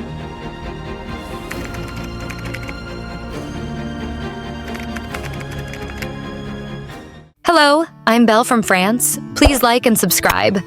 Ever since I was born, I've had a mortal enemy, my sister, Jolie. She's selfish and only wants our parents all to herself. She looks like an angel with her blonde hair and blue eyes, and they think she can do no wrong. Only I know that she's actually a devil in disguise. Once when I was 5 years old, I spent hours organizing my toys in my room, and suddenly Jolie came in and knocked everything over. Why did you do that, witch? Why did you do that, witch? Stop that! Stop that! I hate you, Jolie. You're the best. Jolie? I pushed her to the ground and she screamed like crazy. Then she slapped herself in the face. When our parents rushed in, she started crying. I tripped over Bella's toys, and I said I was really, really sorry. But look, she hit me. No, I didn't. She hit herself. Stop lying. Bella, why would she do that? Is she crazy? Yes, that's right. And my parents punished me by not letting me go outside to play for 2 weeks. My parents were so blind. Jolie isn't just the perfect, beautiful example. She also has a cheerful personality in front of everyone, which makes her the family favorite. That means she always gets more compliments and better gifts. On Bastille Day, we had a dinner party at home, and as soon as I stepped out of my room, I slipped and fell into a puddle of chocolate sauce. When I ran down the stairs in anger, everyone looked at me in surprise. But no one was more shocked than Jolie. Oh, poor Bella, what happened to your beautiful dress? Is that mud or poop? You know what it is, Jolie. You did this. Me? I've been here all this time? And why would I do that? Please stop blaming your sister for everything. Just come now. It's time for family portraits. And in all the photos, everyone was gathered around Jolie while I stood off to the side in my ugly dress. I felt so sad and snuck outside. No one would notice me anyway. As I was angrily kicking the dirt, I suddenly froze when someone spoke behind me. Having a bad day? I turned around and saw a beautiful girl, but her hair seemed a bit off. Yeah, I am. My sister ruins everything for me and no one even sees it. Siblings are the worst. I hate my sister. Mom lets her get away with everything. Her name was Charlotte, and she had just moved to our neighborhood. We instantly bonded. As I was about to leave, I suddenly turned back. Why is your hair like that? Oh, my mom loves my hair, so I chopped it off just to annoy her. Oh, wow. She was so bold. And we both grinned. I already liked this girl. And just like Charlotte told me, I put a snake under Jolie's bed. She was terrified and couldn't sleep for days. From that day on, Charlotte and I became best friends. She went to the same school as me, and having her around made my life so much better. Even Jolie didn't have the same charm over her. Sure, she's pretty, but you've got a great personality. That's what you say to someone who's not pretty. Charlotte, You didn't let me finish. You're smarter and cooler, and I think that makes you prettier than her. Now you're just lying to make me feel better? It was great hearing things like that. But I didn't really trust Charlotte, even though she was my friend. The 2 best years of my life were when Jolie went to high school, but soon enough I had to go there with her. I begged my parents to let me go somewhere else, but they completely ignored me. You guys going to the same school is easier for me. Julie never complains. You could learn something from her? And she'll help you find your way around the new campus. Right, Julie? Of course, Daddy. Haven't I always taken care of Bella? But on the first day of school, she sped off in the car, leaving me behind, so I had to take the bus. When we met at the stairs, she seriously warned me. Listen to me, idiot. I want you to stay away from my friends and my hot boys at my school. Don't come near me. Don't even look at me. I don't want anyone knowing my sister is from Planet Loser. As if I want anyone thinking I'm related to the Queen of Planet Bimbo. Oh, don't worry. No one will be thinking about you. Then she ran off to join the other pretty girls. Ugh, I hate this place so much. But I was still grateful to have Charlotte by my side. The very next day, as I was walking down the hallway, I accidentally bumped into a guy. We both fell down. He helped me up, and I couldn't help but notice that he was really cute. I definitely needed to find out more about him. But that night, as I was sleeping, Jolie burst into my room with an angry look on her face. Wake up, ugly! Tell me why you were talking to Alain. Gosh, you're such a psycho. And who's Alain? That guy you were flirting with by the lockers. Oh, him. Why are you so interested? Because that boy is mine? Are you two dating? Well, not technically, we're really good friends, but he's about to ask me out any day. See, I even got a tattoo with his name. Why are you so lame? He's not even your boyfriend yet. You know what everyone likes, especially boys? Confidence. I'm completely sure he will be my boyfriend, so stay away from him. Julia was really intense when she talked about him, which made me curious about how close they actually were. So, while she was in the shower, I sneaked a look at her phone, and it was worse than I thought. She was completely obsessed with him. Her phone was full of pictures of him, including one of them with 2 random kids captioned, "Our perfect family." Oh my gosh, I couldn't believe Julia could be this crazy. And aside from her obsession with Alain, it seemed like she really enjoyed writing all sorts of rumors and nasty comments about her friends. Just then, I heard Julia's footsteps coming out of the bathroom, and I bolted out of her room like a bullet. A few days later was my 18th birthday, and the only plan I had was a movie night with Charlotte. But when we got home, I was shocked to find my parents, Julia, and others throwing a surprise party for me. What? You guys threw me a surprise birthday party? Oh, it was all Julia idea. Looking around, I noticed that none of my classmates were there. It was just people Julia knew, including Alain. Where are my friends? What friends? Charlotte. Here, isn't she? I thought it would be a really lame party with one friend, so I invited mine. So sweet of you, Julia. No, it's not. You basically just threw a party for yourself. Stop being such a crybaby, will you? The cake's got your name on it. I saw her friends giggling, and then they turned up the music really loud and started dancing. I went upstairs and grabbed the phone on Julia's bed. I unplugged the cord, and the music suddenly stopped. Everyone, listen up.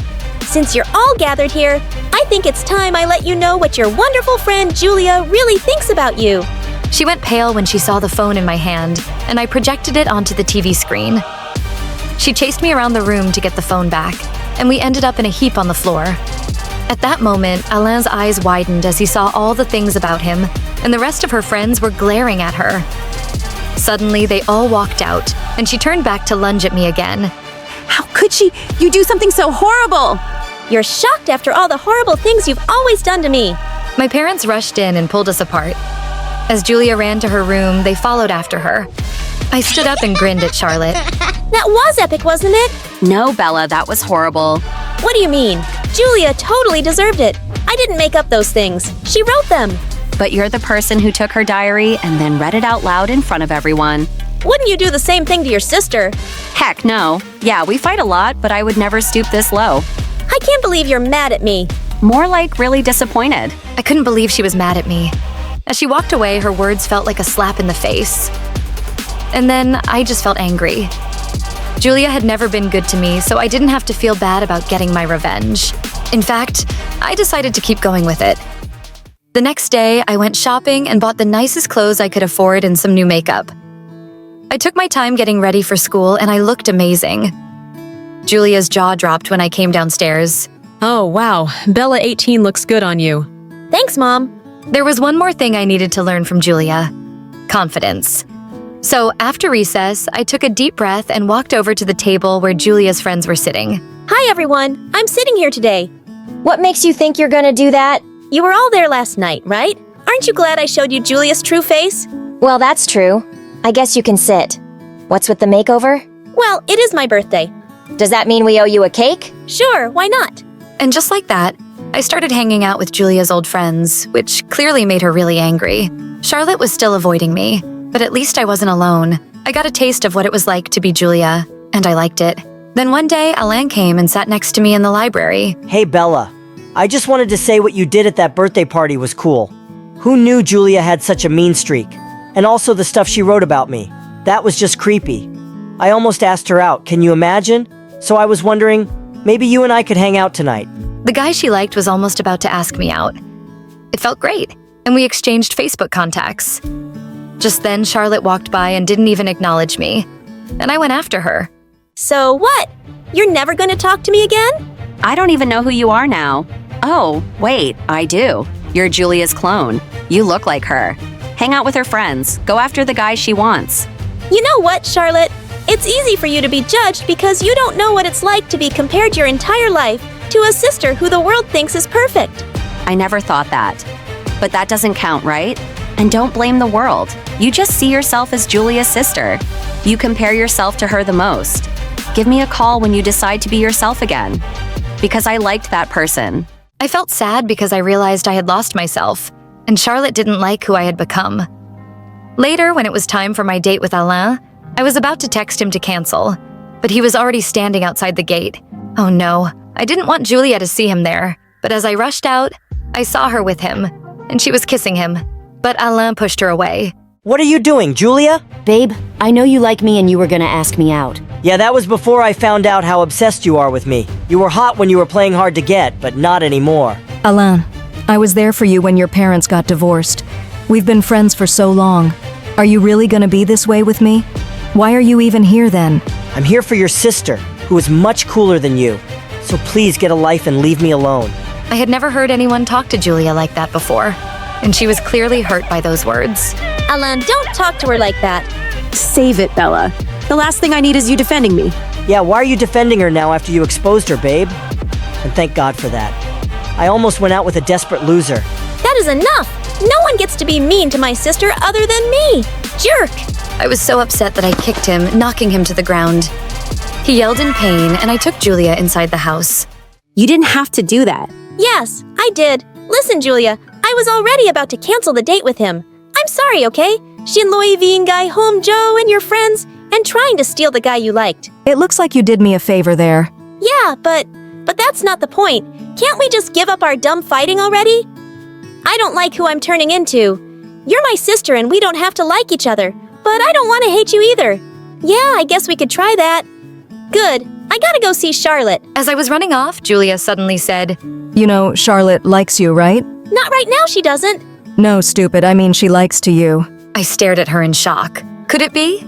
I think you're wrong. I'm not. I know these things. Why else would anyone think you're prettier than me? It's the only explanation. Charlotte likes you. For the first time ever. You're sisters, right? Shocking, but it's true. I turned around to see Charlotte standing behind me, smiling. I could feel myself turning reduced. I ran to her and we hugged. Charlotte and Bella sitting on a tree KISS. Shut up, Julia. Let's get out of here.